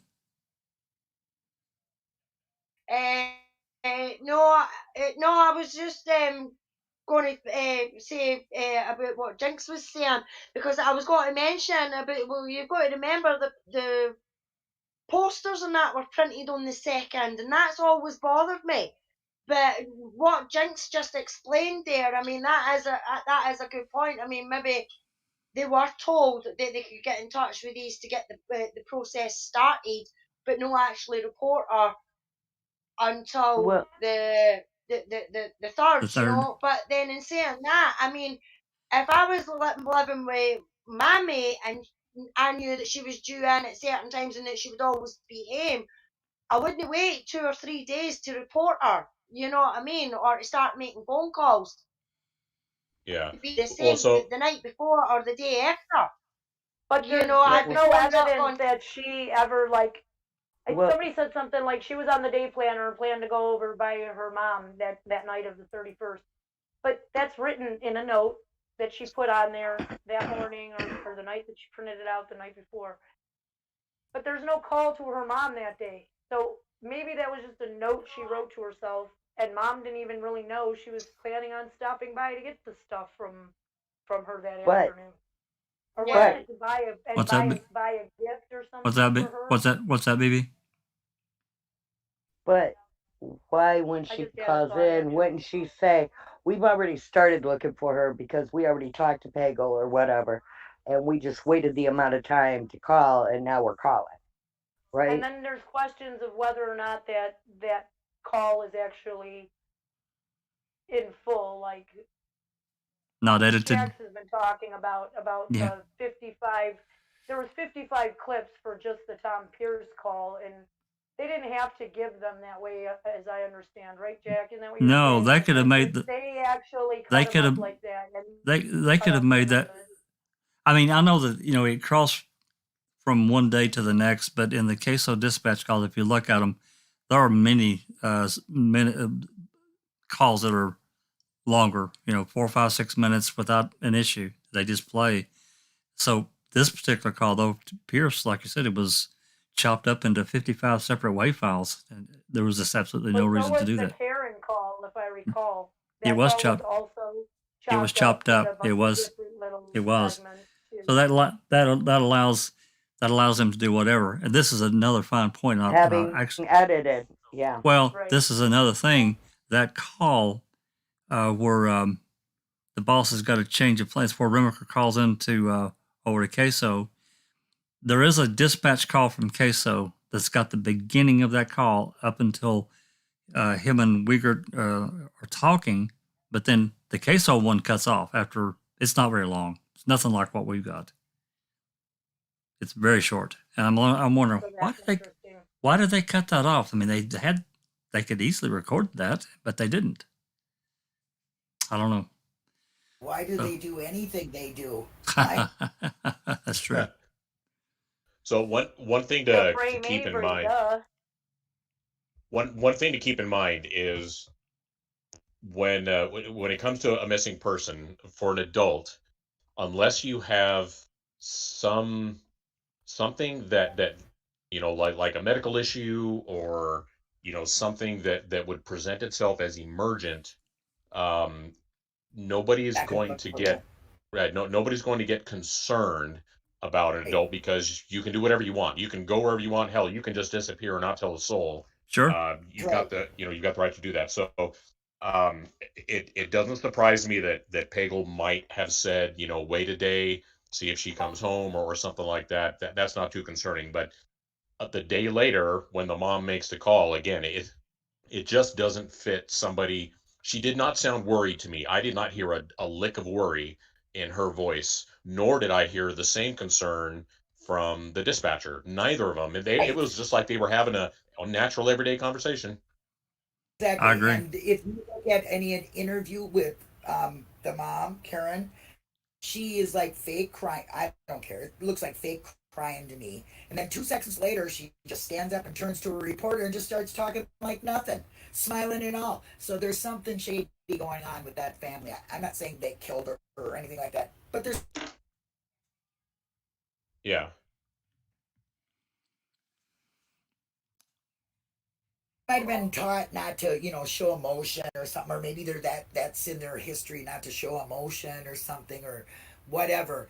But you just don't fake cry and then just stand up and turn. Then why would you show fake emotion if you're not supposed to show any emotion? Exactly. Yeah. Yeah. Well, and then you still have the brother talking about a grieving process when she's not dead. Exactly. There's too many. Oh, he said something way worse than that even. Too many coincidental things going on here, okay? And they could switch and cover up and throw away and do whatever they want. You know what I'm saying? Things come up missing. Oh, well, we don't have it. It doesn't matter. You know what I'm saying? They can make it go any way they want to. Yeah. Yeah. So I mean, at some point on the 5th, prior to even the raft being found, the plan started, and it would behoove us to try to figure out where that plan started, who started it, and try to fit that timeline to figure out when did that start, to look at what was happening around it. That'll give us a jumping off point, because at some point that plan started and everything was taken control of by law enforcement at that point. All the narrative, the story, the witnesses, everything was taken control of. They made witnesses say whatever they needed them to say, and if they couldn't say it, they just made it up in a report. And like with the whole Joellen thing, she didn't write the statement; it was written by somebody else. So how do we know she actually even said that? That kind of thing. So I like to say that once they seen that flyover, they made some decisions. Yeah, possibly. The flyover we haven't seen, that's when they would make the decisions. I would think that's when they would start making decisions. Because like you said, they might have just been really trying to figure out the timeline at the time of this phone call we just heard. But the flyover seemed to bother him. So something in there, and we're not seeing it. I think that's probably where they started making their major decisions. Or when they didn't see the RAV on the property on the 4th. Hey, maybe that was a jump. Saying, hey, what the hell is going on here? If we're, we kind of don't like this every guy anyway, but now we've made a flyover. That RAVs, we didn't see it anywhere. Right, and then the question on that becomes is, were they expecting to see it? Well, there you go. They would have known it was there. Yeah. They probably were looking for it there. They might have really seriously thought he was capable of this. You know what I mean? Well, no, I'm guessing is because they were told it was there, and so they're expecting to see it and don't. Yeah. Yeah, that could be Well, too. it's Exactly. like But I think it's that like flyover made the major decision changer right there. The flyover made the decision changing right there. What's that, Disco? It's like when Pagel, when in the call with Pam, with the RAB, like they asked, does it have license plates on it? You know, that's a kind of indicator of previous information, I think. And Pagel's been there in intricate points of lying about the bones, it all paid off, you know, laughing about blood on the key. He seems to know, not exactly, but it's some things. Well, that's interesting because the plates weren't on the card that the question was asked. It is kind of, that's weird. So there's some things that Pagel says for me that are indicators that, as you say, you wanted a separate copy, you know, when was he in on the know? And there's things that on the 5th he seems to know, like the facts in the morning. He's with Pam of, you know, all of that seems, a wee bit convenient. They've had some conversation. Yeah, Pam, the whole Pam of God thing was also staged. We all know from the timeline of her arriving at the yard and getting to the car is unbelievable unless she knew right where to go. So it was staged. She was meant to find it. She was the way to find it without needing to try to lie on a warrant. At arm's length. Well, sure, they had to have some excuse to get search warrants, and the RAB was it, and that was their way in. Yep. So. And as you say, with the breadcrumb evidence, that's a personal item of hers. How do you get it closer to Avery? You get her key with his DNA in his trailer, but there's like license plates on the way, you know, and the license plates has always bothered me, but they had to put them somewhere. Yeah. You know. And I think like the fact that Lenk and Colburn searched that area and then they turn up the next day is also so convenient, you know. Or coincidence. Yeah, for the state, they always freaking win. They're always around a wee bit of evidence that doesn't, like, it seems like, oh wow, look, that's leading right to his door, and then you look at that evidence and it's like that doesn't make sense, you know. It's not. Yeah. It looks like a good piece of evidence, but when you see who's around it, it's trash. Well, and even then, even when you've got the RAV, even though it's on somebody's property, and it's you know covered up or whatever you want to call it, you still don't have a crime. What's the crime? Because being missing is not a crime. So you have a missing person's car on a junkyard of all places. So even that's not unusual. Because hell, they could have found it on the side of the road and somebody called them to come tow it. That could have happened. Yeah. They don't know that. So the fact that you've got the DAs showing up, you've got the sheriffs on site, it doesn't pass the smell test. Something the jig was already up at that point. So you know, and it's just struck me recently. I don't know why I never even thought about it, and it probably doesn't matter anyway.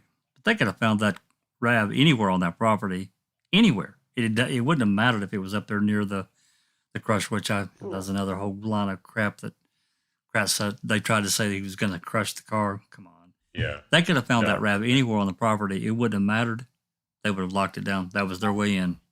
Just needed things to fit their, you know, first you need the key you get the RAV, then you get the key, then you get the bones, you know, the way it's laid out, the way they found things, the people who found these items, it's all too much for me. I could see one or two things, an officer makes a mistake, doesn't write a report, this, that, whatever, but you don't hear of this kind of, plotting to make sure somebody's at somebody else, place this person there, and, their correspondence amongst the state and the detectives and what they're in the crime lab.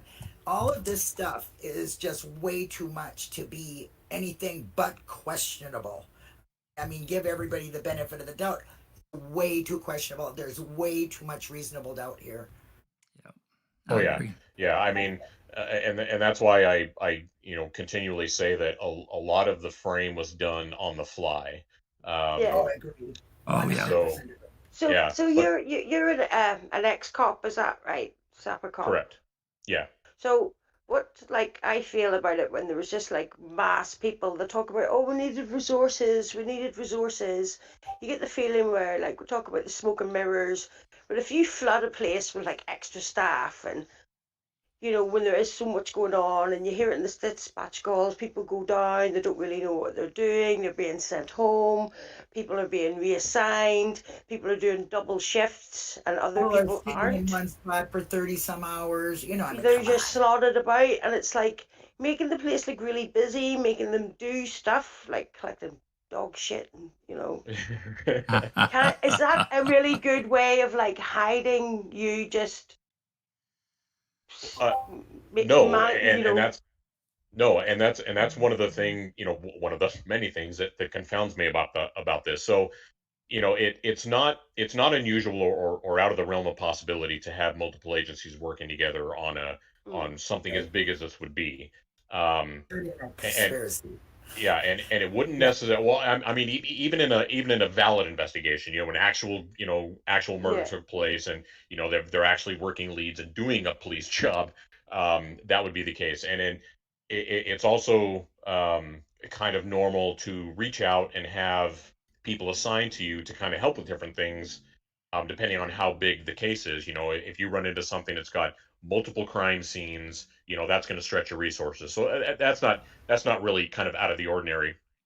But Agree. when Do you you think? have when you have a huge volume of people like we have in this case, there's got to be much better command and control, because the more people you have around, the also a greater chance you have of somebody messing something up, somebody contaminating the scene. Contamination, Yeah, that's what Right. I mean. So it feels like just make it really busy, and then you can, you know, Well, you can hide a lot of stuff in that busyness, if you know what I mean. Well, I yeah, get but the problem with that is you're also giving the defense an some opening. ammunition, because Oh the yeah, defense can come in and say, I wait a get minute, you. you had 35 people walking around that fire pit. Who knows who was Mhm. coming and going when and where, blah blah blah, that kind of thing. So it would also work against them to do that. So Mhm. but the other question that keeps popping, well, I've got two questions that pop into my mind. And one is the idea that you have all these different agencies coming together on a case, and there is at least a group, who knows how big this group is, that knows there's a framing going on. So if Mhm. you're actively doing this framing, how do you know all these other people are going to be going along with you, or how do you know you can prevent them from seeing it going on? That I was going to ask you that. You're an officer. I don't know what line you're in, but it doesn't take a whole force to do what they've done. No, Like, I no, mean, no. as some of these other cases, it's like 3 or 4, maybe even 2 that are dirty, and they keep everybody, because of the way they do it, since they're officers, they can present it to another officer by finding the evidence that, hey, Sure. I found this. You know, and the Because other they officer's going to believe them, because what are they doing wrong? You because know they what I'm have saying? They're doing their thing. they have unfettered access. They have unfettered access. Yeah. Yeah, well, yes, exactly. So I don't think everybody goes, well, do you think the whole police department, the FBI, all this? No, I don't. I think it's maybe a few people, 4 or 5 maybe, that are doing this because they know how to act at a scene. They can make it happen. And granted, this was most of it done, but I don't think, do you think it takes more than 2, 3 people to do it? And keep it safer for yourself, obviously. And I have a question on that level too. Like at the time of this call where Wiegert's talking to Remaker, do you think Wiegert was in on it at that point? Like I think he eventually does come to terms that he's framing the guy and his nephew, but at that moment on the 5th in the morning, do you think Wiegert was knew about it just by the way that he's talking? Like he's thinking it's the Zipperers. He's kind of going with his gut at that moment, in my opinion. Yeah. So on that call, I don't, from my own personal feeling, I don't get the impression that Wiegert is in the clique yet. It How about feels like Remaker? there's Remaker's hard to tell, because Wiegert did most of the talking. where Remaker And just kind of touched on. I know that Maker, But when I he said it, he was noticed- like, and he like, oh, I really don't want to go back to the zippers. You know, he didn't sound pleased about that at all. He sounded a bit stressed, Remaker, personally. Hey guys, Yeah. let me interrupt you just for a second. Diane's she's got a jet because she's got to work. It's getting late for her. I want to thank her so much. Sorry. It's okay. I want to thank you 1,000,000%. You're always welcome to come. But I want to thank you for coming and sharing your thoughts on the zippers. We got some photos we're going to throw up, and after we get done with this conversation and go through that. So please stay tuned. Yeah. Well, thank you for having me. Anytime. Yeah, thank you. It's been nice chatting with you all. I'll definitely love to come back and chat some more. Absolutely. Thank you, Diane. All right. Great So stuff. take care, Yeah, everyone. thanks. And everyone in the chat as well. Thank you. Good night. Now, Diane. Zapper, there's a question from the chat for you from Rachel. She wants to know what you think of the coroner, about the coroner is being removed or not told. Oh well, that's just another perfect example of knowing that, you know, the framing was in play, because we all know that Kakach was not playing ball. She's never played ball with him. I mean, just look at the Ricky Hochstetler case. She wouldn't pony up and, you know, be in the boys club on that. So them making sure that she was kept away from the scene is no surprise at all to me. And of course, that also tells me that the plan goes all the way up, because obviously the only people that could keep her away would have been, well, nobody should have been able to keep her away because she's got power over the sheriff. But you know, knowing that Peterson was a big tough guy, at least a big tough talker, and she was clearly scared of him, so he was able to exert that influence and scare her enough to keep her away. But yeah, that just tells me that the framing was fully in play, and keeping her away made sure that no official body that wasn't on board would come in and ruin it. Exactly. Right. I agree with you. 100%. Yeah, and you were talking about the you know, other people. I forget what your main question was surrounding, you know, have had a bunch of cops on the scene and stuff. But when you think about the burn pit and the evidence, quote unquote, that was found at the burn pit, if you're a planter and say there's only a very small group of you, so you show up, I don't know, in the middle of the night or whenever it was that you came in with your little pail of bones from the quarry and dumped the bones into the burn pit, and then somebody from like Jost comes in, quote unquote, finds the bones.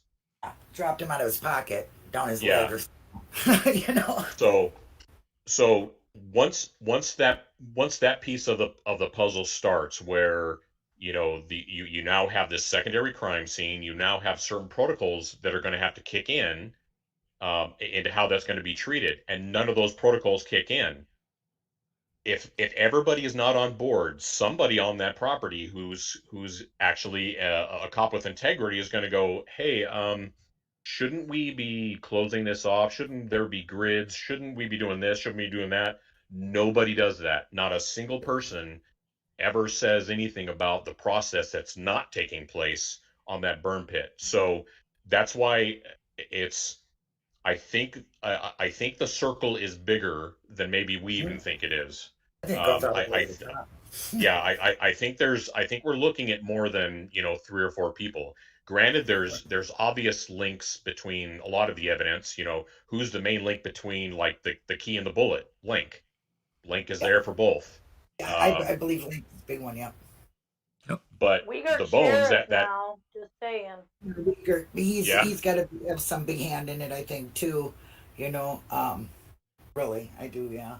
Yeah. So the planting comes from Manitowoc. So whoever's the leader of that piece, and whoever's the group from Manitowoc that's going to lead that framing charge, they have to bring Calumet into it somehow. Who does that? And at what point are they brought in? Right? Pagel. Well, and I it think is, Pagel yeah. because Pagel is noted in the Ricky Hochstetler case. I forgot about him. I don't and know. he tells them about a car that he sold some. He calls her a exotic dancer or stripper of some sort. She actually works at like some day job, 9 to 5. So I don't know why he's calling her a stripper. And they never did look into that woman's car. Okay, in the Ricky Hochstetler state case, and she's known to be hanging out with cops. Obviously, like Pagel's like, I drive by her place to see if I can see her sometimes. It's kind of strange. So I think that too was brought in on it. And he was sheriff at the time. Who was the upstanding? So he gave direction. Who was the upstanding person? in Also, court? Uyghur is technically Manitowoc, in my opinion, because he and his wife had a business in Manitowoc. Her business was listed in Manitowoc City. She is on a board that's giving money to Tom Kosorik's charity. He worked for Calumet, right? And he works for Calumet, but he grew up in Manitowoc County with his father being the chief of police, That's the right. chief of the fire department, and he started the EMT services in the area and worked with Tom Kosorik back in the 70s and 80s and stuff. So here you have Uyghur, who's basically an extension of Manitowoc. So I think he's in on it. And I think Deirdre was in on it too, just because he's in this case so much and the investigation continues. Well, what was your question? What was your question, Linda? I was just gonna say, who's the upstanding guy that's in court says, well, we didn't go over there because it was obviously the crime scene, the burn pit. Oh, that was Ertl. Disturbed. Oh, So didn't there is take the somebody who- photos. That you talking about the guy that fell on his sword? That was Sturtevant.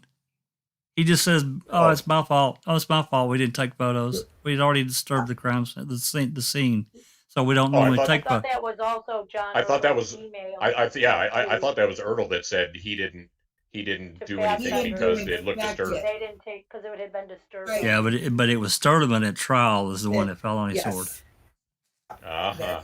I just Which- heard that. I'm like, whoa, wait a minute now. That's I mean, so they just wouldn't let nobody in there that had any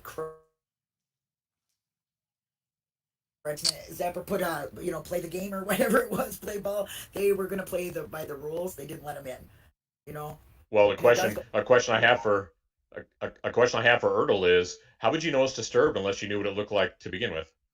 Exactly. Yes, that's a great question. Well, I mean, they were, we were actually, I don't remember what day we were talking about this, but we were talking about this the other day.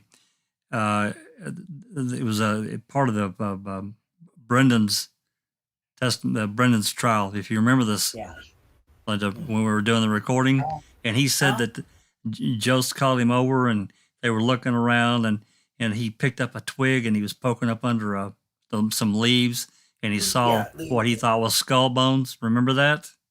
Bones, yeah. Yeah. Well, that's another thing. You know what I'm saying? They make these bones look like they're big, small. Like, what did Dr. Silkman say it was? BB, you know this? 10 millimeter, 8 millimeter was like the biggest bone. Yeah. Was it be? Yeah. I mean, think about And that. they didn't even weigh them. Right. Well, there were so many bones. They make you believe they have most of the body because they say long bone. Okay, which could be your from your elbow to your wrist, Arm or your leg.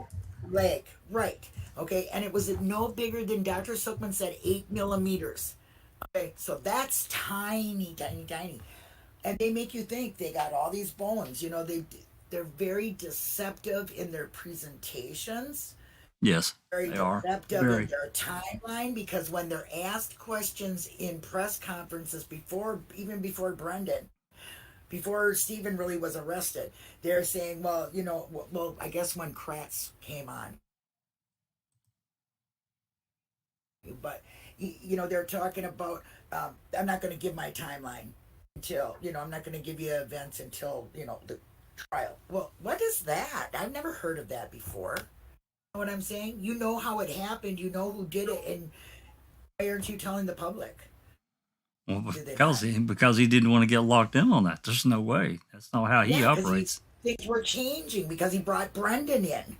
Okay, so then that whole scenario played out. You know, you got to remember, one victim, two killers in two different methods You of know, killing, torture, and death. that's another thing, you know, and folks out there that haven't read through Brendan's trial and Stephen's trial.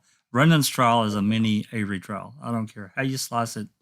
With a few things added in, and two really terrible defense lawyers. And I mean, there was a Really couple terrible, of yeah. oh my god, terrible. I mean, there was a couple of things that Fregman did that were Yeah, right. Okay, well, I might as well have wiped my toe and not took a whole bath. well, I mean, he did poke a pretty good hole in Culhane about what she didn't test. He really made her backpedal a couple of times, which I thought was interesting. But other than that, you know, squeeze water. What? Squeezy water? Yeah, squeeze water. What the hell is that, man? Are you drinking moonshine or what? Bitch drank too much hairspray. Yeah. So, but anyway. So, thinking about the, you know, thinking about all this, you know, if we just stick to the kind of the law enforcement perspective or law enforcement side of this framing equation, you're going to do this framing. You've got the plan, or at least a basic, you know, idea of kind of what you're going to do, how you're going to use the RAV, you're going to use whatever. So the question I would have to ask myself at this point is, do they know she's dead? And if they do know she's dead, how do they know she's dead? That's right. I think somebody came across. You see, now that's another thing. I have always thought it could be like just some kind of random, you know, serial killer running through, or some sicko. It doesn't even have to be anybody we really know. This is a possibility. And they found her, or somebody found bones of a person in the quarry or at the deer camp, and they called the police, and that's where they started it. You know what that? My problem is the timing. Coincidentally, you know, and then they started planning from there. I don't believe they know the killer. I just, for some reason, I can't see the cops knowing the killer. That's just too much to cover The up. timing is too astronomical, though. You know what? Weird things happen. Listen, people get struck by lightning, okay? I threw a dart at a dartboard and it came back.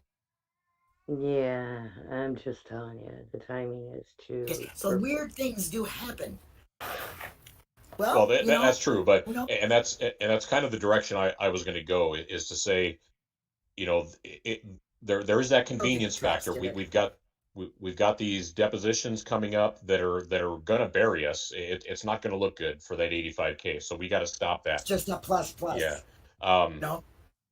Don't think they would have. I don't honestly think they'd cover up a murder or do this planting thing if it wasn't for their, oh, this is a great opportunity, once in a lifetime, lightning in a jar or a bottle, like you say, BB, and they took advantage of it. That is a possibility. Well, I think that you made a really good point, Sauerkraut. How did they know she was dead? Somebody could have called it in. Here, I found some bones. Well, I mean, it's that lends itself. Now, here we are. You know, we're moving towards. You know, we're past. They found the RAV. It got discovered by Pam. We move on. I'm saying they took the bones first. Well, I am.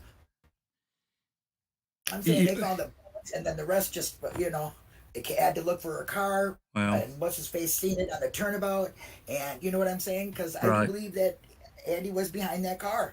So I place him with that car, being the last person with that RAV. I do, because I truly, in my heart, believe he's seen that. He was calling it in. Oh yeah, there's no doubt. That's where my head is at. So I do believe they could have got a call on some bones. You know, they could cover them calls up. We all know that. Gotta erase that shit right, get go. You know, if they wanted to, especially if a bigwig was called in. It's not an impossibility, and granted, it's speculation because I wasn't there, you know. But I'm saying it's a possibility if you think about it, because I don't want to believe anybody they've shown me at all would be capable of that. Okay, I really don't think you have to be a special kind of fucking demon to cut a person up and burn them. Okay, you do, and I don't believe anybody that knew her, like Ryan or anybody else, could live with that These are simple people. I live in the Midwest, okay? I live right next door to them. And I'm telling you, murders and all that happen, but they're sick people that are not able to stop what they're doing. This is a level of murder that is like a serial killer or somebody who's going to do it again. Well, maybe. I mean, I get what you're saying. I do, but there's also crimes of passion where things go too far, and then to try to cover up what they did, then somebody would go to these extreme. I'm not saying that's what Ryan did or anybody else. I'm just saying that I don't know. I have questions. Yeah, like I'm saying, I don't know. Yeah. I wasn't there. So, but it's a possibility to me. Yeah. So, I mean, the two factors that kind of come into my head the most is, we have that convenience factor. It just so happens that this took place just prior to when the depositions were going to happen. To me, that seems too convenient. Now, granted, strange things happens all the time. That's just, I don't believe in convenience as a matter of, normal fact.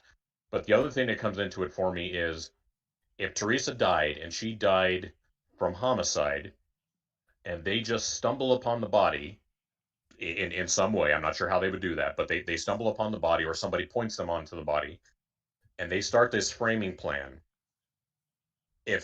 Since it was a homicide, if they don't know who killed her, and they go through that whole framing process, what happens if somehow the word comes out of who actually killed her or what actually happened? Now, what do you look like when you've already laid all this story out against Steven Avery, and now something comes in that completely destroys that? That's why, to me, great. That's really great. That's why it always has been open for me that it could be an accidental. Either accidental or, like I said, a total stranger. Because if you're thinking that the people that we're seeing in this, I'm thinking outside of them. Because to me, you'd have to be number one, a special kind of mental and hellish person, demon, to do what they did. Second of all, I don't think they could be quiet about it. You know what I'm saying? I don't think the cops could go to somebody and say, okay, well, we're going to cover up this murder. You just help us plant these things. I just don't see that happening without other cops being aware of that happening. And you see, just to me, the more you think about the people involved that they show, it's a lot of people knowing. It's almost like it could have been a random murder, which we know that those are. I mean, Zipperer Cop probably knows better than the rest of us, but random murders are really more rare. Generally, it's someone we know, some kind of interaction that's happened. Is that a fair statement, Zipperer Cop?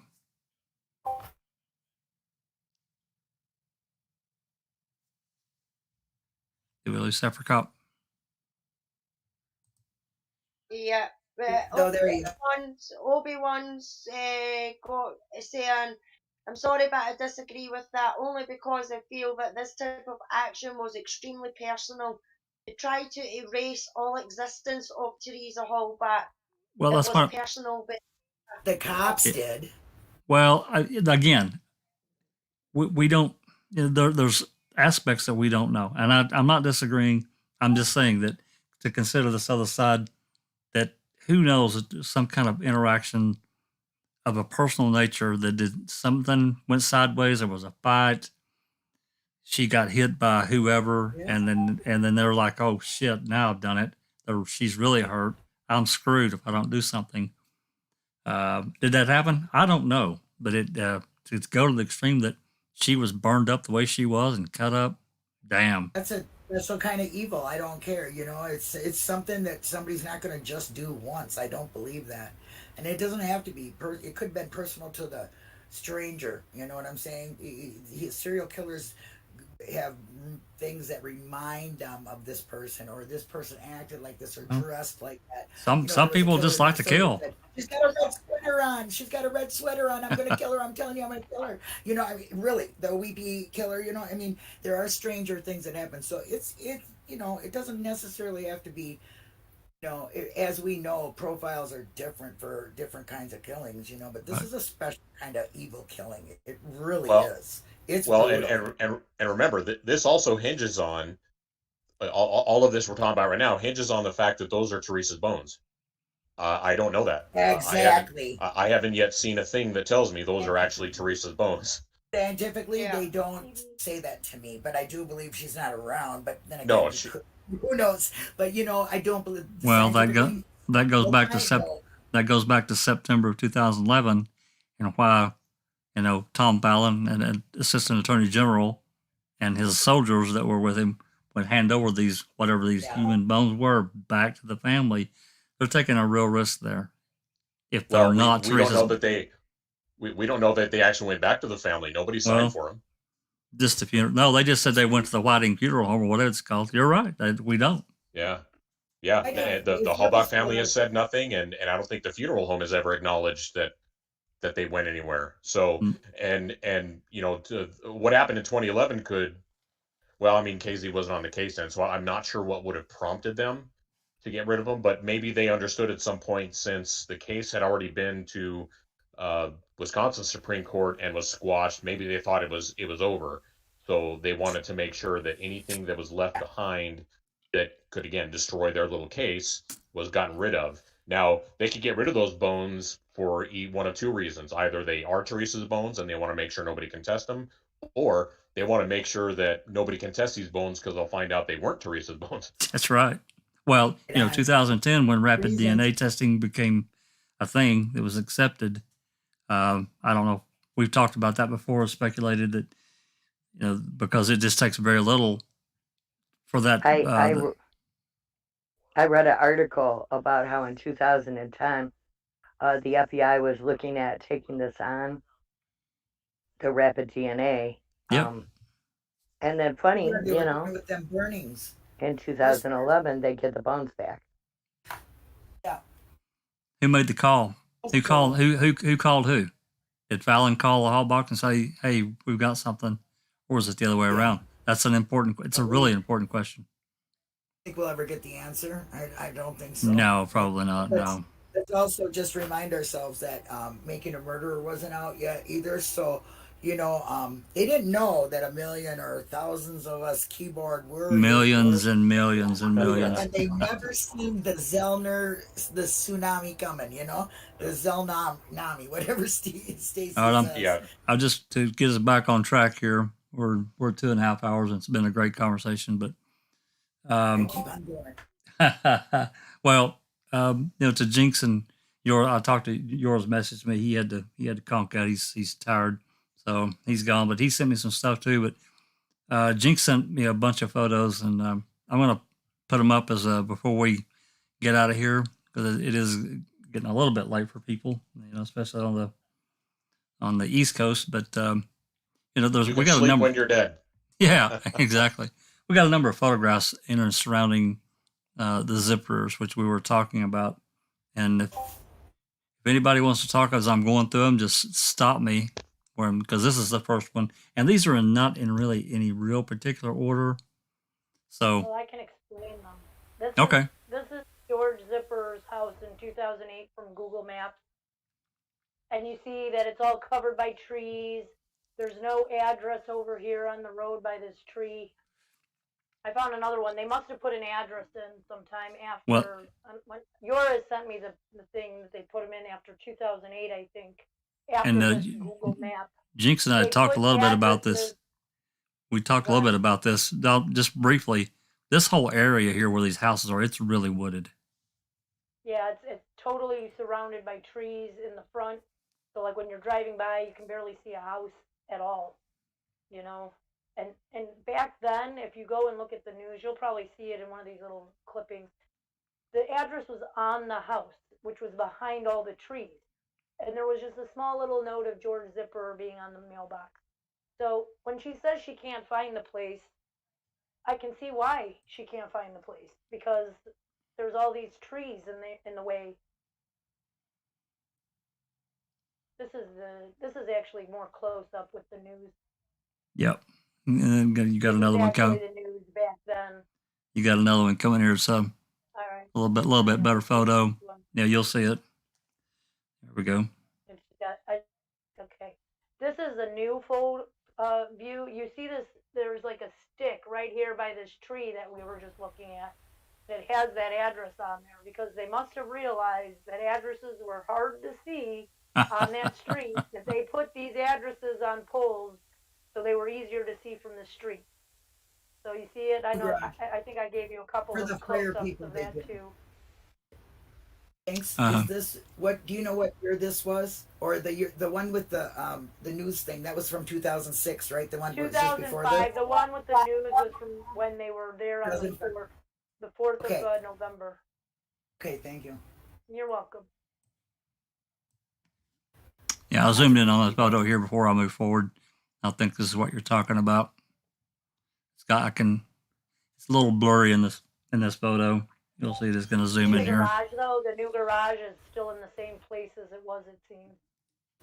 Jinx, there's a question for you.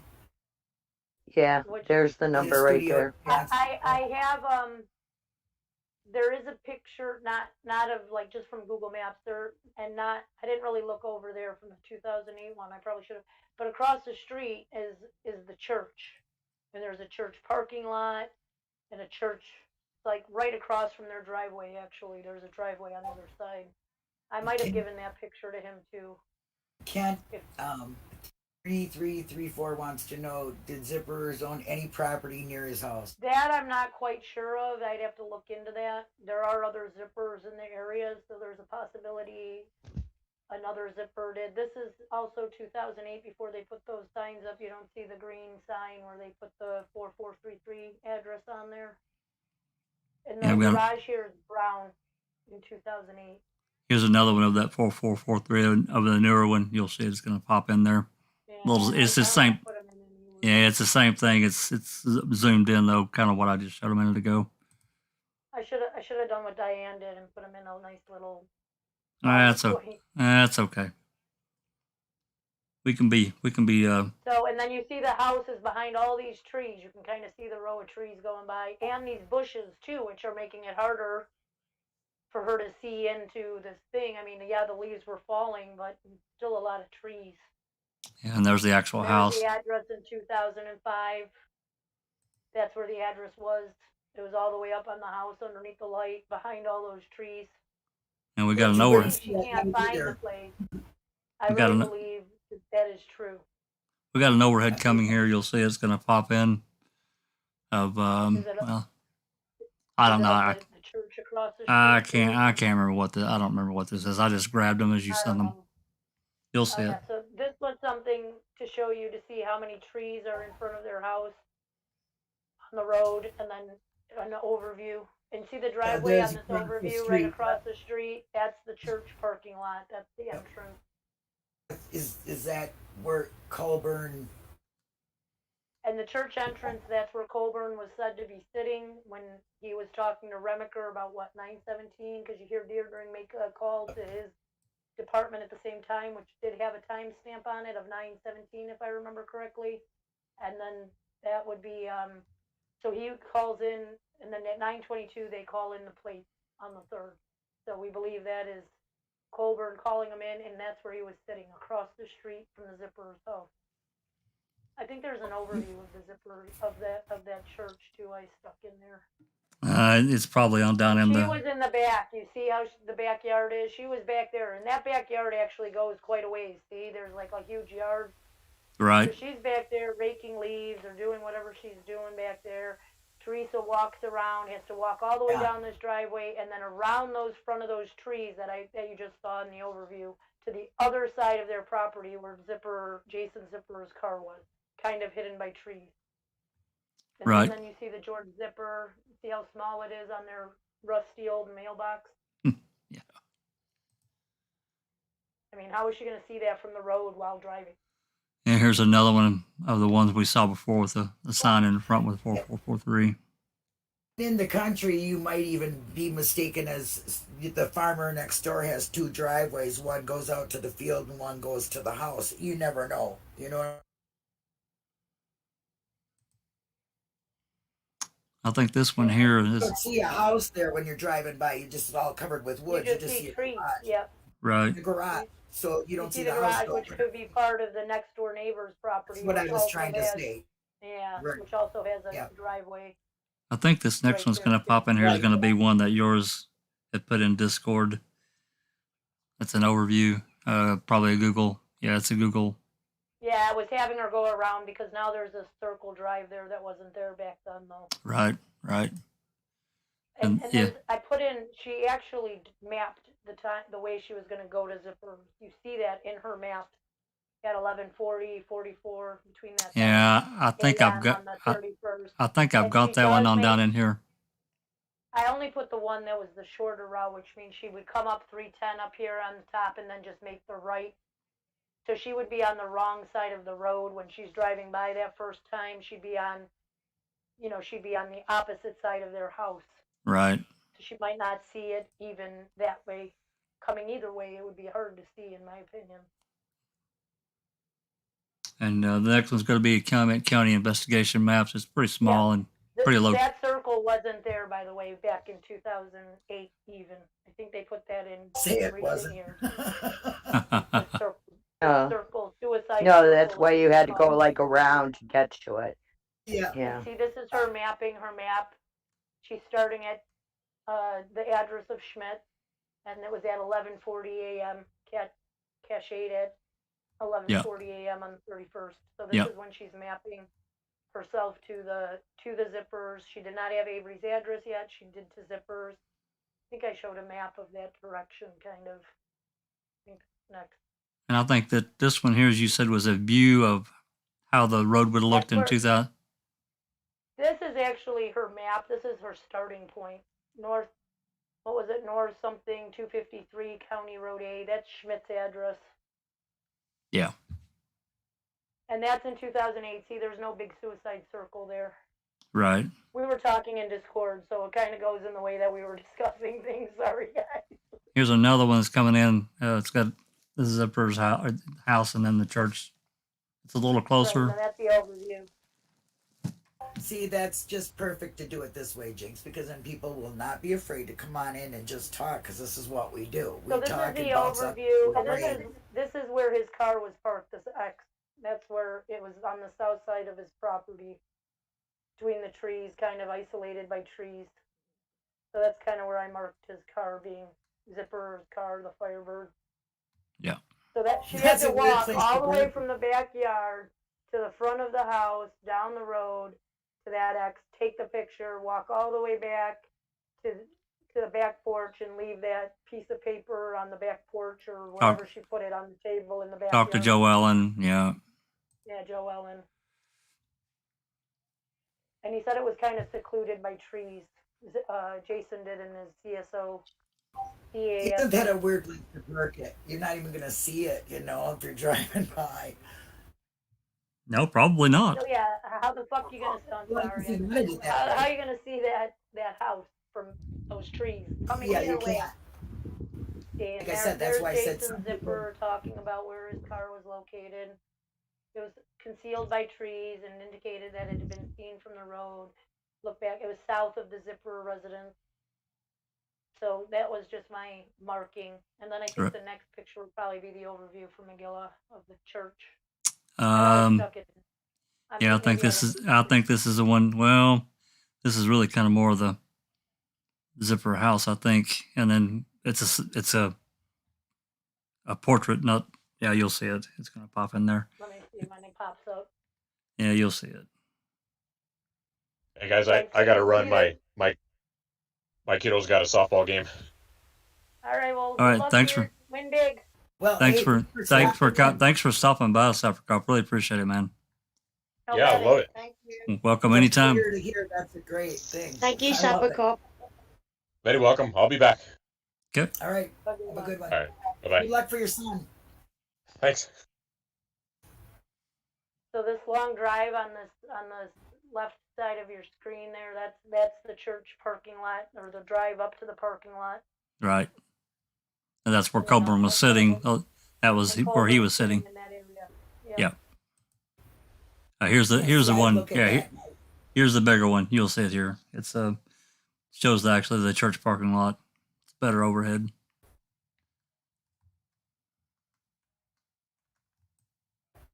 So I think she went to Zipper's last. I think she couldn't find this place.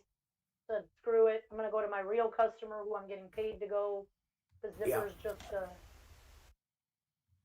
I agree. was just a lead appointment at that point. So she's gonna skip it, go get her payment, go get her paycheck, come back, find the place.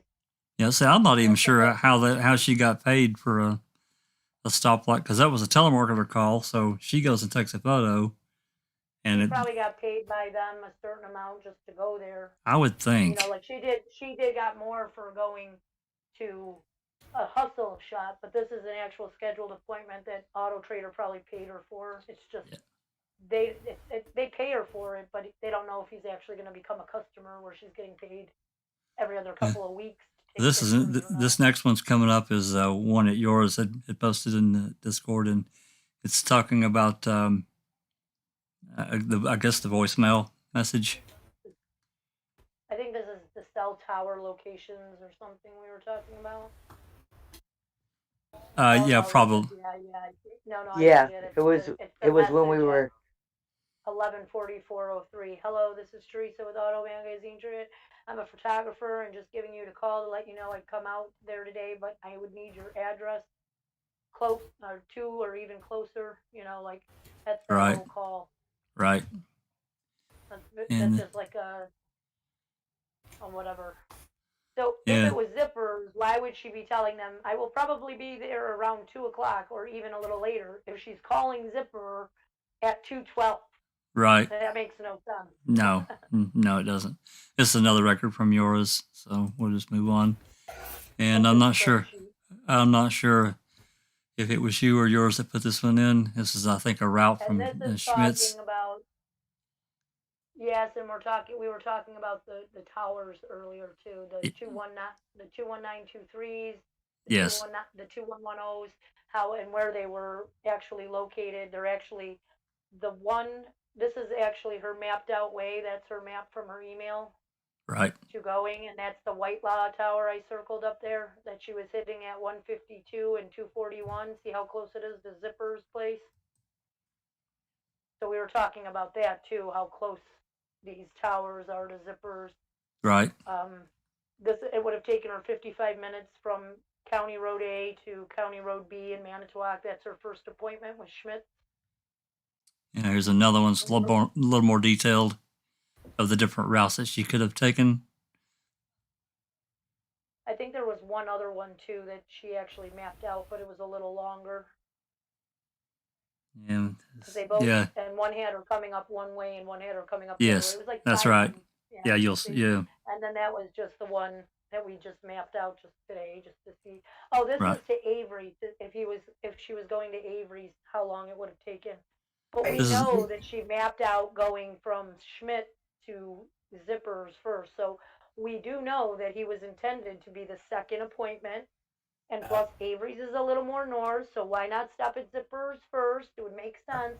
But then when you can't find the place, you would go to your other appointment, come back, and do him. In my opinion, this is the tower this is the tower that's like 700 meters, I think. Yours said from where Zipperer lives. It's on the same road. Yeah. It's on the farm silo. That's the one she's sitting at 212. 213 when she makes the voicemail, the Zipperer call, the voicemail, the 224 call from Steven Avery, and the 227 one, she's hitting the same tower but on a different sector of it. You know, they have like 3 sectors or 5 sectors depending on the tower. So she's hitting a different sector of it when she talks to Auto Trader. And then at 241, she was sitting back at that white and just to explain to everyone, 700 meters is a little bit less than half a mile. Yeah. It's like right down the street, like 3 houses across 310 is where this. Well, there should be a picture coming up soon too, right? Yeah, I'm pretty sure I put all that stuff in there. This was me and yours and Jack's talking, and Linda and whoever else was in Discord earlier. We were talking about some of the stuff before the live. Well, one thing that I think you did point out that to me is really kind of important, when they were calling her last calls, they did call the Zipperers, you know, I mean, and they took the other Steve for Steve Avery, you know, so, right, and then they called, you know, I mean, I don't know, you know, I mean, to me, that was kind of interesting because they all knew it was Barb Janda. In the November 3rd records, they're all calling this number Barb Janda, but when they're talking to the friends, then all of a sudden it's listed as Avery, Yep. and then he's sending them to Avery's house before he even knew that the Barb Janda record, which did not list to Avery, listed to Tom Janda, was Avery's. So I find that interesting that it's during that time too. And Here's the farmhouse. Tom Yanda There's also the had. farm. There's the It was. zippers and the farms. Yeah, and the farms. That was the map of that. This was a record that is actually incorrect. So, other than the home tower somewhere over there, it's actually not over there. Oh, this is the one you're. My first. This is like one of my This isn't actually my map, but this is some of the things that I thought back in the day. Like I thought the tower was closer to Mishikat that she was hitting. I thought the other tower was closer. No, this is somebody else's because somebody else thought the tower was near that Vogel farm, and I think that's what they're showing in this one. And This is like the first the time I've tower seen- for Theresa was not in. It was not in Sherwood. It was actually, I think, in Appleton, which is a little northwest of there. So this map is actually wrong. So we can just skip this one, I guess. Yeah, I was gonna say if tower records for a couple of years. if that one was wrong, you need to ditch that one, put that one in file 13 and get rid of it. Looks like the first Well, that was yours. Yours posted that one, so Well, blame him. Well, we're gonna have I to know talk he's to him. gone now, but Well, we'll talk to him tomorrow. I told him he was wrong. I told him Well, he was you- wrong in chat earlier. Yeah. Well, here's a little Those FYI. are the towers. 7500 Village Road and 5103 Country. These are all right by Zipperer's house. Like Avery's 9 miles north of here. Yep. Those are the towers she's hitting in Manitowoc. Here's an ad for Jason's car that you She sent can be me. far away from them, correct? I sent to show that he was a lead appointment. What was your They put an ad in the paper. what was your question, Linda? I just wanted to, you were telling how much a half a mile is. So Crockett Thompson put in the chat 1,760 yards is a mile. 633. I don't know. It's a million. I don't know what it is. Something inches. 63,360 inches. He tells you about the inches. So I mean, there's a person that really thinks about a little. Well, he likes maths. What can I say? What can I say? He likes maths. Facts. Yeah, there you go. And that's the last one. Looks like that's the last one. Wait, that can't be Yeah, right. and that's the Firebird from October 11th, 2005. He had the Firebird in the paper just as it was said that the lead appointment came because even Avery says that's how he got found is somebody from Auto Trader called to him and saw his ad in the paper and wanted to know if he wanted to list it, and that's how they made that call or made that appointment. So I just wanted to show you that he did actually have an ad in the paper on October 11th, 2005. I was going to ask you if this is where Auto Trader is this where they got their lead to call and tell them that? Yes. Okay. Yes. Yeah. Okay. Yes. I wanted to clarify that. Yeah. And then this 868 number that was on there, it's either somebody who also sells cars and is a friend of his, or they messed up on the last number being 3. I think it might have been Calf actually who put it in there wrong and put the 6 on the end instead of the 3, and they found out that number actually lists to Zipperer's mother. So it's a possibility that was just an error in the phone number on that ad, and that it should have listed to Bonnie Zipperer, which would have been, what was it, 03883, and it's supposed to be 0386, which could be a typo. I mean, it's right under, 3 is right under the 6, so just saying. Yeah. Well, it's apparently all that loaded. I think I added some more after I'd actually started the program, so I apologize. That's all I got. I know that there was like 4 or 5 more, but yeah, I think we got the gist, and the zippers. I just have all kinds of problems with. More questions now, isn't there? Well, I just have all kinds of problems. Why, when they had their change of plans and wanted to go back out there to interview not just Avery, or why they never did that on the 5th. But the zippers as well.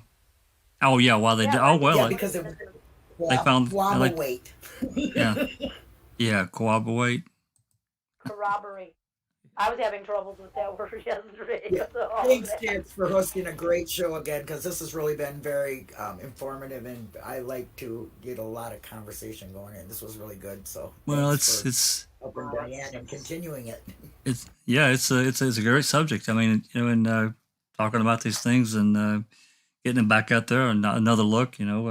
Months or even maybe a year or two later, knowing what we know now, you never know what will peak. Think, hey, what was this? Or maybe we've got a piece of information that connects, or just talking about it and keeping it out there. That's another part of it. So anyway, I guess I don't have any more clips to play. We played the important ones for the zippers and the change of plans. Can we just ask everybody before we leave what their thoughts are? Was Zipper the last appointment or not? Sure. So I think he was. So what does everybody else think? Yeah, I see. Yeah, I think it's quite likely. Yeah, I think it is. BB, what do you think? Yeah. Well, you know me. I think everything's shady here. all but coincidental. was the Zipper the last stop, or was the Avery the last stop? Yeah, I think so. I think Zipperers were. Well, I personally think that it's very likely. I still leave that wiggle room, and I'm not trying to, hedge my bets or anything.